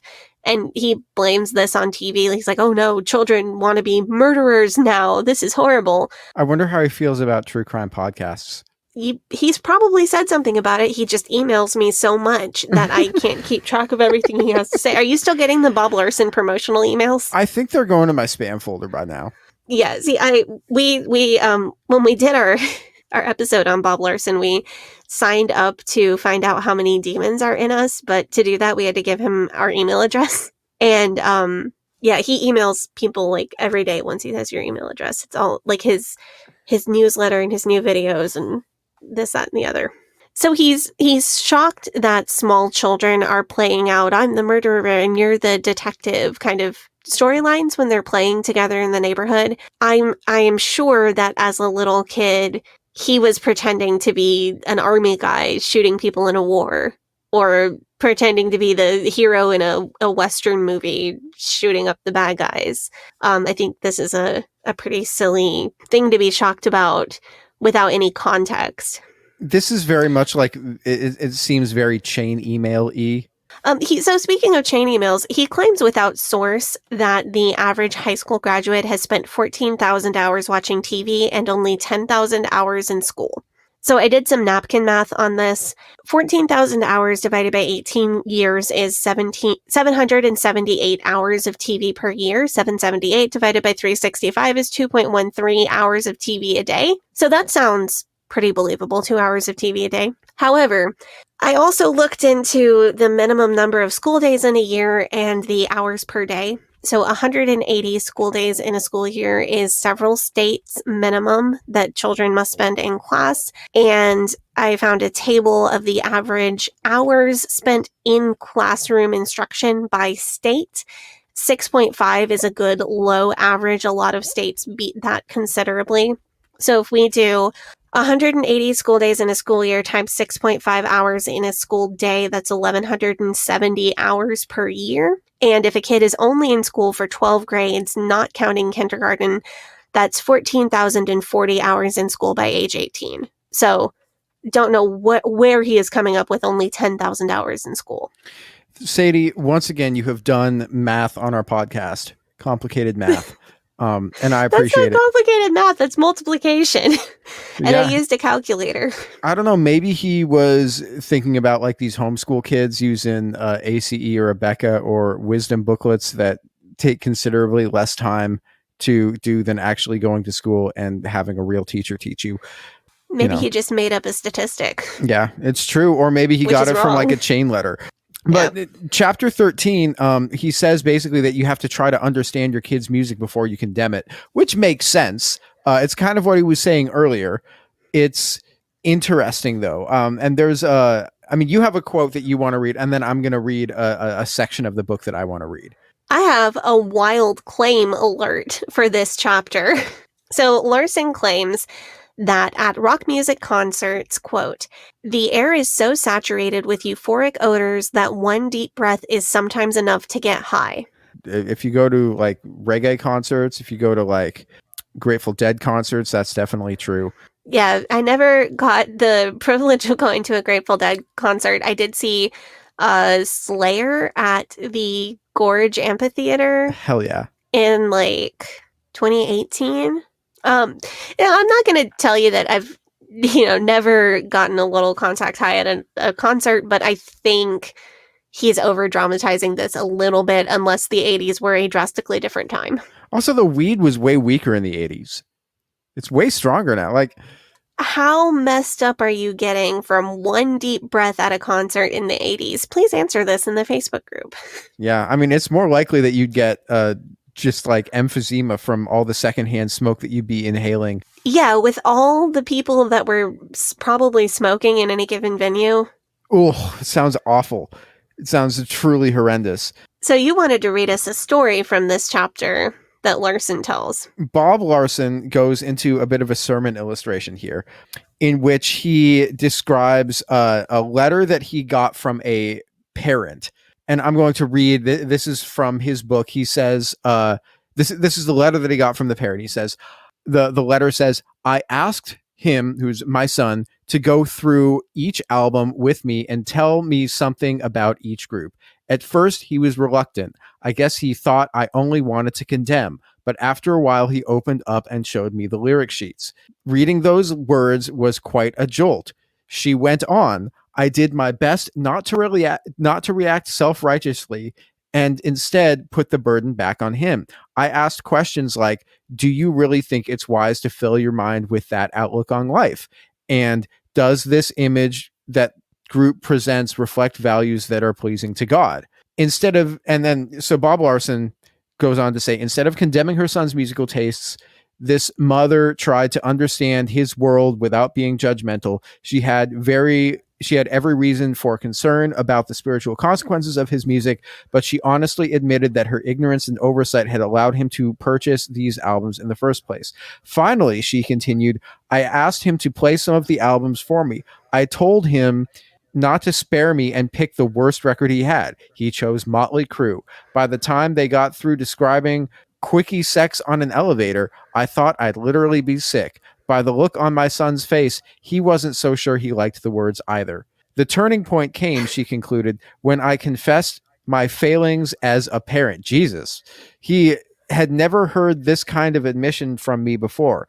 I left his room knowing for the first time I understood a little about the influences in my son's life. He didn't get rid of those records on the spot. That might have been too much to expect. What's more important is that once again, I'm talking to my son. And so Bob Larson goes on to say, parents, don't condemn your children's music. They need to know your objections aren't based on a vague dislike for modern forms of musical expression. If you follow the example of the mother just described, you will have taken a courageous step towards reaffirming Christian morality in your child's life. How do you feel about that? Well, the first thing I think I need to let you know is that this story is different in my copy of the book. Really? Yeah, he did a Paul Sand. No. Yes. So my copy reads, I'm just going to read the part that is different. Finally, she continued her story, I got him to actually play some of the albums for me. I told him not to spare me and pick the wildest record he had. He chose Kiss. In your version, he chose Motley Crue. Yeah. And in your version, it was the worst record he had. In my version, it's the wildest record he had. He chose Kiss.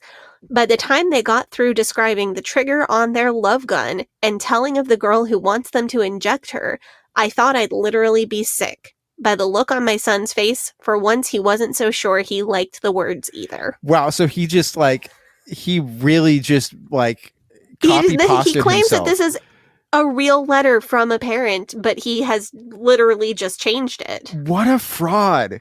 Wow. Yeah, so I think the Kiss version, if this letter ever happened, if this is true, if this is possibly a real letter that he got from a parent, the Kiss version strikes me as more true because I checked and the song Love Gun and the song Plaster Caster, which are the two that are referenced in this letter, are in fact on the same album. They're on the album Love Gun. So I think the Kiss version is real and the Motley Crue version is an update. Although I'm just not sure why he would lie about that when he was still going after Kiss at the time that your version was published. Well, I think just Motley Crue was more contemporary. and more Yeah, but if popular. it's supposed to be a real letter from a parent, why would you lie? I mean, it's like if you were gonna fearmonger about rap music right now, and somebody was like complaining about like a LL Cool J song, and I'm like, it wouldn't hit the same as like saying, man, the new 21 Savage record, I can't believe he said this, you know. Yeah, but in the version of the book that you have, he is still going off after Kiss. He still sees Kiss as a contemporary threat. Why would he need to update it to Motley Crue unless he was going for the shock factor of, quote, quickie sex on an elevator? I think maybe because at the point when this book came out, Kiss singing about love guns and stuff like that was maybe a little bit, oh, that's been done. That's been done a while ago. Now we're on to Motley Crue, and Motley Crue's like if you are listening to your kids' music and the most explicit, wildest stuff they have is Kiss, that's not really that in 1987. That's not really that crazy. Can you imagine having this conversation though? Can you imagine? Wow. I think that making your kid listen to Motley Crue with you and then having a casual parental chat about the lyrics does seem like a pretty effective way to ruin Motley Crue for a kid. Yeah. That this entire book is reminding me of a much nicer version of the mom from the movie Detroit Rock City. It's like, or like the parents from Almost Famous, the mom from Almost Famous. I don't know, Almost Famous. Oh, that's a good one. You should watch that one. It's pretty good.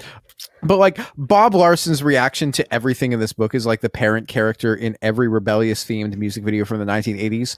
But what I do have to say though is that saying you can't listen to rock music or you can't listen to that because I don't like the way that it sounds is very much different from going into your kid's room and saying, show me this thing that you like, so that I can listen to it for myself and understand it for myself so that I can actually make a judgment about it rather than just saying this thing is bad because my friend told me so, or the pastor told me so, or this person told me so, or that person told me so. Yeah, and as much as I'm clowning on Bob Larson for making a hero out of this mom who is just clutching her pearls over Love Gun and Plaster Caster, and then lied about it for inexplicable reasons, experiencing material that you are feeling questionable about with your kids is not a bad strategy.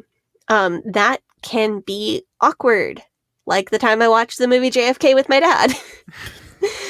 But it's awkwardness is not necessarily a bad thing when you are trying to be an open and honest parent to your kids. Just all the everything that I'm reading as I'm seeing this teenage phase. It's a good ways down the road yet, but I'm on the road and there is no getting off of this road. So I know that I'm going to be there one day, and I'm trying to prep for that time.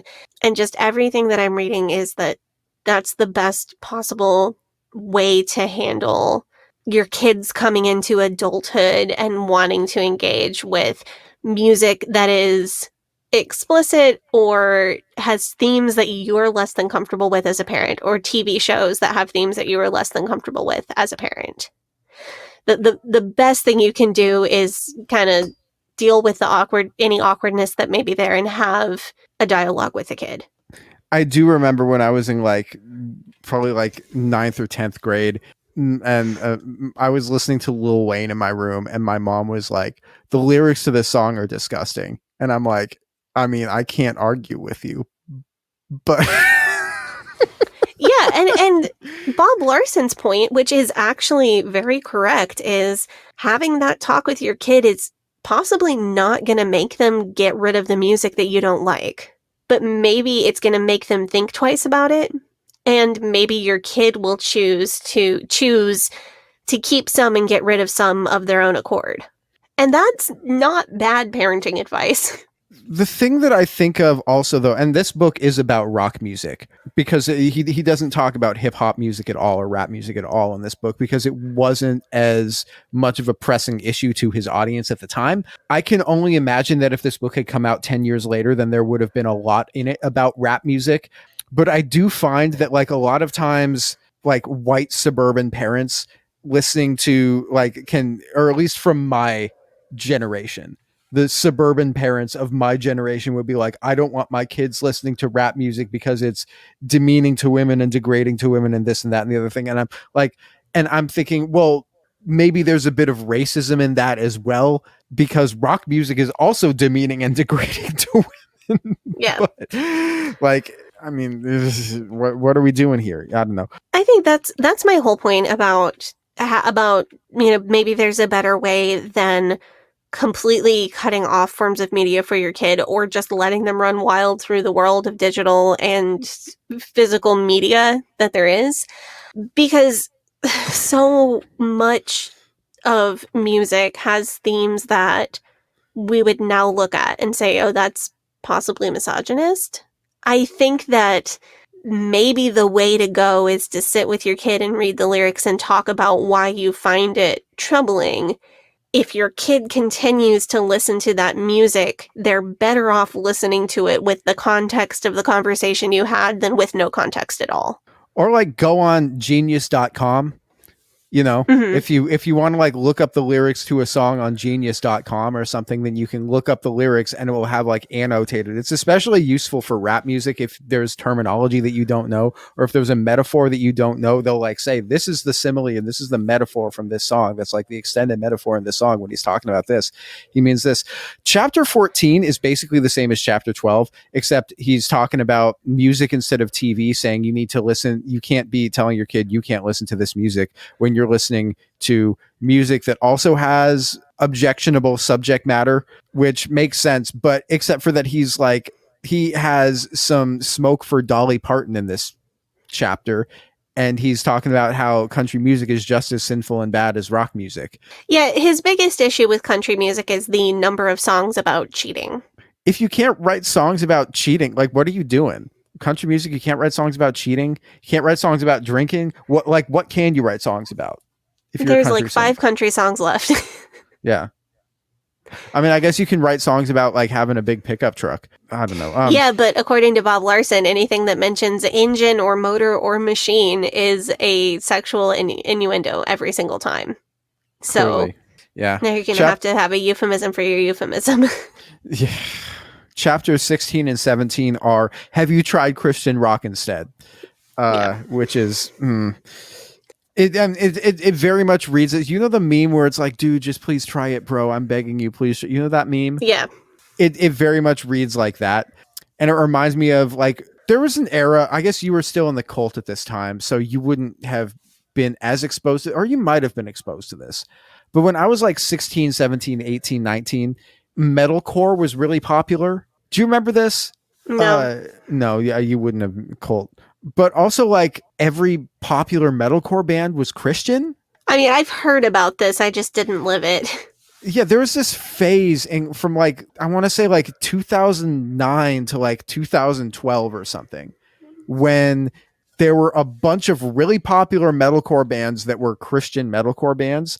And I had friends that were begging me to get into it. And they were like, dude, they're a good band. They don't even have that many Christian songs. They're just a really good metalcore band that happens to be Christian. They're not like a Christian band. They're just like a band and they're Christian. You wouldn't even know that they're Christian. They're just like a really good band. Come on, dude. Like, please, just like, come on, dude. You just try. I promise you like it.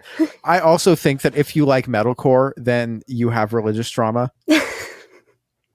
It's just a Fair fact. enough. I don't know. My anti-emo, anti-pop punk, anti-metalcore stance is going to piss off like half of our audience. So Larson, let's get into what he says about Christian rock. He has to apologize for his initial distrust of any Christian rock music. So apparently, like in the 70s, he was really going around against it, and then he changed his mind. His take is, at first I thought they were just imitating the world and catering to the kids' worldly desires, but as Christian rock bands have matured, they've made better lyrics, so I'm gonna say the beat is okay now, because their lyrics are deeper and more spiritual than they used to be. He does, however, have a lot of cautions about Christian rock. He comes off very wishy-washy in this chapter. So his take ends up being, if the lyrics are spiritually instructive enough and the beat isn't too prevalent, then it's still not the best, but it's better than the kids listening to Kiss. And teenagers and rock music are just kind of made for each other, and there's no way that you're going to wean a kid off of actual rock music without giving him Christian rock. So it's a step in the right direction, and I'm going to say it's okay. It's very wishy-washy, but that's his take. I do think that it's very difficult to get a kid off of like regular rock music and get them onto Christian rock music. Because especially during this era, like maybe now it might be easier. Like now I don't think it is, because there is such a selection of Christian bands.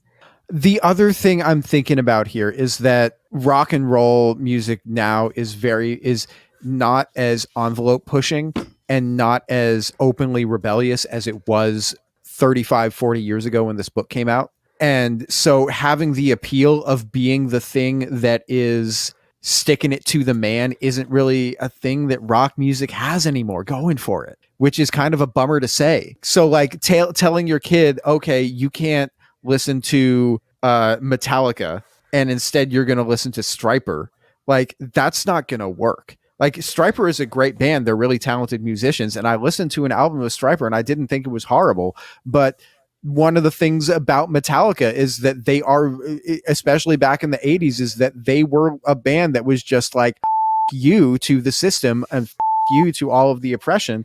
And when Christianity essentially is the man as it is now and as it was in the 1980s, it's really hard to sell people on being like, actually, we're the dominant force, but we're still the underdog. It's kind of hard to sell people on that. It's kind of hard to sell people like, oh, you can rebel, but rebel for the system.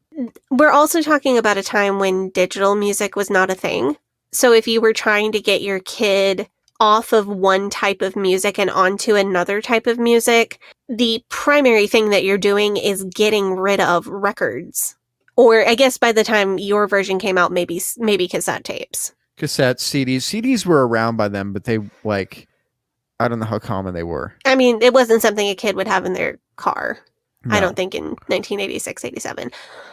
But you're telling this teenager, get rid of this physical media that you've collected and go buy other things from the same store or from a different store. And that I feel like is a bigger ask, because now if there was a kid who decided they wanted to quit listening to music with themes that they found objectionable due to their faith and wanted to listen to different music, it would be a little simpler. It's simpler to go on Spotify and look up a new artist. And also, there is such a buffet of Christian music that's available in a kid's hand on their smartphone. So I think it's a bigger ask back then. I was going to say, if a kid decided that they didn't want to listen to Casey Musgraves anymore because she's not Christian enough for them, there are dozens of similar sounding artists that are Christian artists on Spotify. And there are also Christian artists that have a variety of viewpoints about how they like. I mean, you could listen to like the Hillsong stuff and just like, that like worship music. But there are also Christian artists out there who are like making music that's genuinely thought provoking. Yes, similar. Hold on, similar. If you want to listen to the absolute best Christian music coming out right now, Similar is a queer artist who does. Like one of the songs that they wrote is called Thank God I'm Gay, which is probably my favorite one. Just look them up. They are amazing. Stream their single Faith, because they're trying to get onto Christian charts when they're getting blocked out of Christian charts by the people who run Christian charts. Well, that's genuinely like simultaneously Christian and also sticking it to the man. Yes. You know what I'm saying? Also, the song is called Thank God for That. The lyrics are Thank God I'm Gay, but yeah. Thank God for That is the title of the one I like. Chapter 19 of the book. So after you finish reading the first 18 chapters of this book, what you're supposed to do is you're supposed to hand chapter 19 of this book to your kids so that they can read it. It's supposed to give them, I guess, an epiphany. Okay, what's he got to say to the kids? I want to read an excerpt from it. He says, this is Bob Larson talking to the kids of whoever's parents read this book. Quote, your generation is the most materialistic in history. Former luxuries are now commonplace. Our affluent philosophy has supported the idea that life's necessities are a right. Food and shelter are bare minimums. While former generations survived with few pleasures, people today worry about, scare quotes, quality of life, meaning a life with as many material possessions as possible. Average young people expect easy access to life's necessities, the roof over their heads, the food in their stomachs, and the clothes on their backs are given only cursory thought. The toil their parents endure to make life easy is rarely acknowledged. Why are frequent expressions of gratitude necessary? After all, that's what parents are for. Oof. Dude, man, that's wild to read. Like he spends an entire book talking about how it's really important for parents to try to understand their children, and then he launches into this. This is hilarious. Honestly, it's so funny. But what I find most funny about it is that the teenagers in the 70s and the 80s when Bob Larson came out with this book are like baby boomers and like Gen Xers. And Bob Larson is out here saying, this generation is so selfish. This generation is so entitled. These kids have no respect. Their culture is destroying the natural order of things, blah, blah, blah, blah, blah, blah, blah. And it reminds me that this stuff just never changes, you know, like, because this is the same stuff I hear from people of my parents' generation, or they say about us and they say about the generation that are younger than us, like Generation Z, who are like teenagers now. But they don't just say that against like people in their teens and their 20s. They say about about people my age and Sadie's age and older, like people who are full grown adults who are in their 30s and 40s who have like whole ass spouses and kids. Yeah. Like, this generation in their 30s is so entitled. What the are you doing, buddy? It's so like, ugh. You see the memes, and it's like talking about specifically our generation, people who are right around 30. And it's like, oh, we saw our country get attacked on TV when we were 6, 7, 8 years old. We saw one of the biggest recessions that ever happened when we were teenagers, going into high school, 2008. And then now there's another one when we are just of the age, like getting married, having kids, trying to buy houses. You know, our generation has kind of been through a lot, but I like to temper that with realizing that like every generation has been through a lot. And I wish that I think it's appropriate for our generation to give credit to people who came before us who did go through difficult times. Like, I saw 9/11 happen on TV when I was a little kid, and that definitely affected the rest of my life. But my dad saw the Kennedy assassination on TV when he was 4 years old, and that definitely impacted his life. So, and gosh, my mom was born in Montgomery, Alabama, the summer after the huge civil rights protests in Montgomery, Alabama. So I think it's appropriate for us to give credit to the people who came before us who went through difficult things, but I also wish that we would receive the same credit from those who went before us. Everyone thinks that they're going to live to see the end of the world, but hasn't happened yet. Yes, my point exactly. I think that's a really good thing to keep in mind when we talk about intergenerational differences or conflicts. Yeah, I mean, and there's a rock song about that. Do you know the song Surrender by Cheap Trick? No, I don't think I do. You know that song? Mommy's all right, daddy's all right. They just seem a little. Yeah, I mean, that's a song. What's that song about? That's a song about like, oh, my parents used to party. My parents like, what's going on here? Like, that's what that song's about. And also, like, when Bob Larson is talking about, like, are these song lyrics in this song consistent with Christian values, bands like Black Sabbath? Well, you know what? I would challenge him to listen to a song like War Pigs by Black Sabbath. What's the first line of that song? The first line of that song is generals gathered in their masses just like witches at black masses. Evil minds that plot destruction, sorcerers of death's construction. What's that a song about? That's not a song that's pro-Satan. That's a song that's saying the war profiteers and the generals and the military industrial complex are evil people. Like, yes. Is that in line with something that Jesus would say? Or would Jesus be out here being like, actually, we should be bombing Cambodia? Sorry, that cracked me up.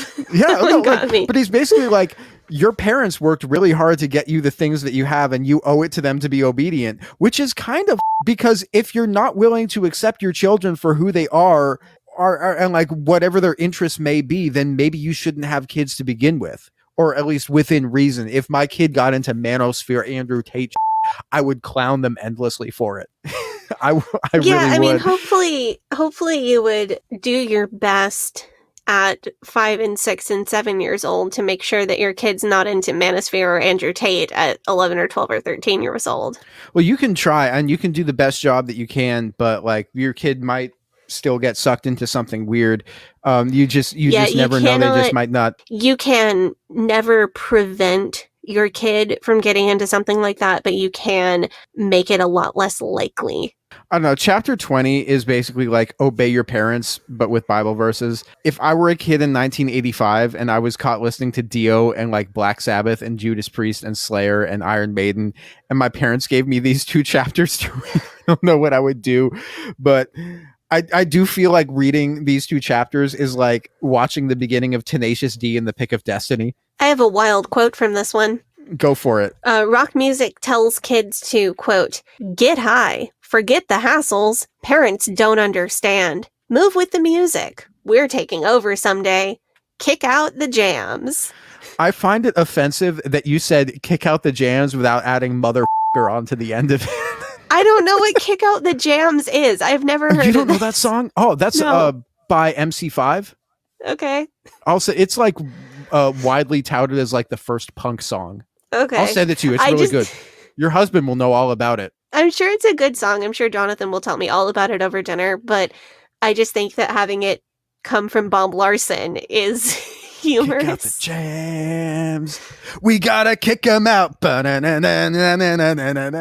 Okay, think of Bob Larson's face in his fake priest collar, holding his like big crucifix thing, looking directly into the camera with his very intense glare that he does when he like looks directly into a camera, like furrows his brow. Kick out the jams. Like, is that not funny to you? Oh, that's hilarious to me. That's why I'm laughing. I'm seeing his face. But I can't imagine anybody being like, kick out the jams without being like, kick out the jams, motherfucker. Because like that's the beginning of the song. Bob Larson tells a story that's like the most unrelatable story ever in this chapter. Like he tells this story and I literally read this story and I'm like, you, Bob Larson, go die. And I'm sure you'll have that same reaction that I had. But Bob Larson tells a story that he was buying a house in suburban Denver and he lowballs the out of the seller, but the seller accepts his offer for some reason. So number 1 already got points against him. I'm like, being able to buy a house. And not offer $10,000 to $50,000 over asking to get it. Yeah. And Bob Larson then says his parents tell him not to buy the house because they prayed about it and decided it was a bad idea. Yeah. So then he doesn't buy the house. Somebody else buys the house for the same lowball offer that he made, and nothing bad happens to that person. But he doesn't buy it because he wants to honor his parents and their judgment. But it turned out all right for him because if he had bought this house, then he never would have had a conversation with a literal demon who told him that like certain objects were hindrances and they're demonic, and that like any religious item from any culture that isn't Christian is demonic, and also heavy metal posters are demonic. Like he had a literal conversation with an actual demon who told him this. Right. And that wouldn't have happened if he were living in a different house. Yeah. So he had the house that they were living in was more in the city center, and they were trying to buy this house that was more out of town. Relatable. But because his house was in the city center, people could come over and get exorcisms from him all the time. I don't fully understand why you couldn't drive a couple extra miles to get your free exorcism, but it's Bob Larson, so who knows? He had this guy over to his old house. He was doing an exorcism. He talked to a demon, and the demon found over $3,000 worth of different things that the Larsons had bought in their world travels. And who'd have thought, get all of these souvenirs from other countries are demonic. And Bob had thought he had done his due diligence by asking before buying a souvenir if it had any religious significance, but those sneaky non-American, non-Christian brown people had snuck demons into all of this stuff that he had bought in like Indonesia and Thailand and Hawaii, and not Hawaii, Indonesia, Thailand, and I'm trying to remember the other place he said he was. Anyway. So Bob and his wife burned all this stuff in the fireplace, and at one point Bob and his wife thought they heard one of the items scream as they threw it into the fire, which is a normal Tuesday when you're Bob Larson. No, it just probably had some water inside of it with steam escaping. Probably. But because he listened to his parents, he got all this demonic stuff out of his house, and then God gave him a bigger, better house across the street from the house that he almost bought. Basically, if Bob Larson had bought a house in Denver, he never would have written the book about how your Duran Duran poster is inviting evil spirits into your house. Yeah, so honor your parents so that you can have a nice house without demons in it. I prefer the house with demons in it. That would be interesting. I have some stuff I can give you when you get a house. Yeah. Most unrelatable story ever. If you're trying to win the young people over to your cause, especially in the year of 2023, don't talk to them about how you were like, I got this lowball offer on this house I tried to purchase in suburban Denver. And I was going to do it, but I just decided not to because I didn't feel like it.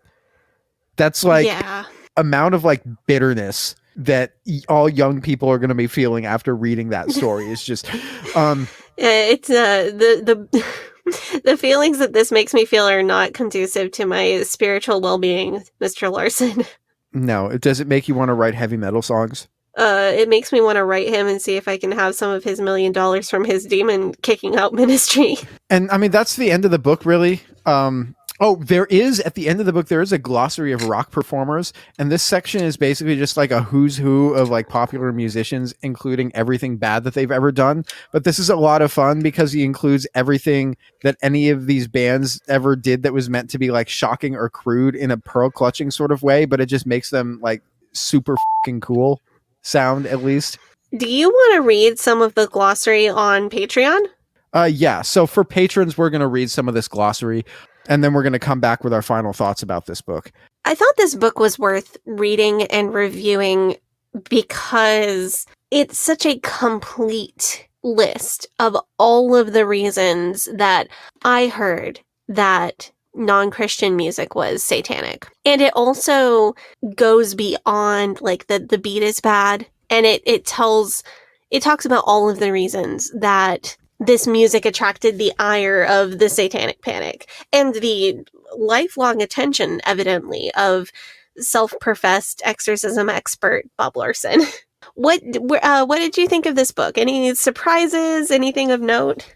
I don't know. It just seems to me that whenever Bob Larson had a point that I kind of agreed with, like his points about rock musicians abuse teenage girls, or his criticism saying the subject matter isn't deep and isn't asking real questions and isn't talking about things that are really important. Those, for once, I would say that those aren't like universally true for a lot of music, but for some music it definitely is true. But there are also issues that are not just true for music or for culture or for media or something. Those are also questions that you could ask about Christianity and Christian culture. Like you can say, why is there no accountability for women and young people and young women especially being abused and groomed and molested in the church, and there's no recourse?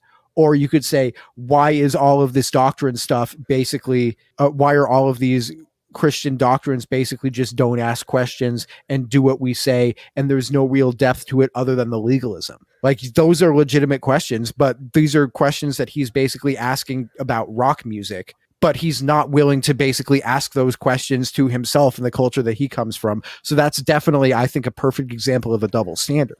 Yeah, it's a lot of the, like, his criticism of Ted Nugent, for example, is totally valid criticism, but he's not asking those same questions of himself. And based on the way that he speaks to parents in this book, based on these sources that he chooses to cite and the things that he chooses to say without a source, I think this book comes off as a bit of a grift of parents are scared of this thing. So I'm going to write a book with all of this shocking and scary information about this thing because people are going to buy this book. For me, when I look at like his criticisms of Ted Nugent and his criticisms of other rock musicians who abuse teenage girls, who abuse underage girls, is that his criticism is more, it isn't so much these people are bad for doing this thing and they need to be held accountable for it. His criticism is,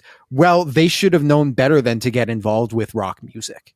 And that's the tack that he takes. It's very like, he'll say this is a bad thing that happens, but rather than even putting blame on the rock musicians, he'll put blame on the people who did it, or people who were victims, and he'll put blame on like the parents and be like, if you let your kids get into rock music, this is what's going to happen to them. And I think that's extremely predatory, in my opinion. It is, and parent shaming is powerful and is still powerful and still gets people's attention on social media. It's a repeated refrain. It's very effective. You know, that's why we have anti-vaxxers. That's why we have the whole part of what they're using to try and go after transgender people right now. And it's disgusting and it's terrible. Yeah. So thank you guys for tuning into this episode. I think that's about it for all that we wanted to say today. There's going to be a very extended version of this episode on Patreon where we go into some sections of the book, like the glossary of rock musicians that we didn't have time to talk about on the regular streaming cut of the episode, but that is up on our Patreon. It's very extended. There's, I think, 15, 20 minutes, something on there. There's about 15, 20 minutes in the middle. There's the Patreon version is much longer than the regular version, is all I'm trying to say. Next week, we are talking about Alberto Rivera. So if you listen to our Jack Chick episode from last week, you'll remember that we talked about this comic book, Alberto, which is a comic book detailing the fake life of Alberto Rivera, who claimed to be a Jesuit priest, but wasn't really. We're reading that and we're going into it and we're going to dissect that. That'll be a lot of fun. Maybe expect it to be a little bit like our John Todd episode or our Mike Warnke episode. And yeah, Sadie, anything else you want to say before we finish? No. Okay. Well, if you like our show, then you can follow us on Facebook and Instagram at Leaving Eden Podcast, on Twitter at Leaving Eden Pod, on TikTok. I think it's also Leaving Eden Podcast. Join the Facebook group, facebook.com/groups/Eden Exodus. Check out our merch. Our Summer of Satan merch is out now. You can get it, get a tote bag, get a shirt, get a mouse pad if you want, get some stickers. A lot of fun. And you can follow me on social media on Instagram at GAVRIELHACOHEN. Sadie, your socials? You can follow me on Instagram at Sadie Carpenter Music, on Twitter at Hell Yes Sadie, and on TikTok at Sadie Carpenter 1. Thank you guys so much for tuning in. You guys have... But old rolling river of time healed me in too many days. No regrets, no confusion, there'll be no pollution. I'm so thankful I've decided to change my ways. I'm so thankful I decided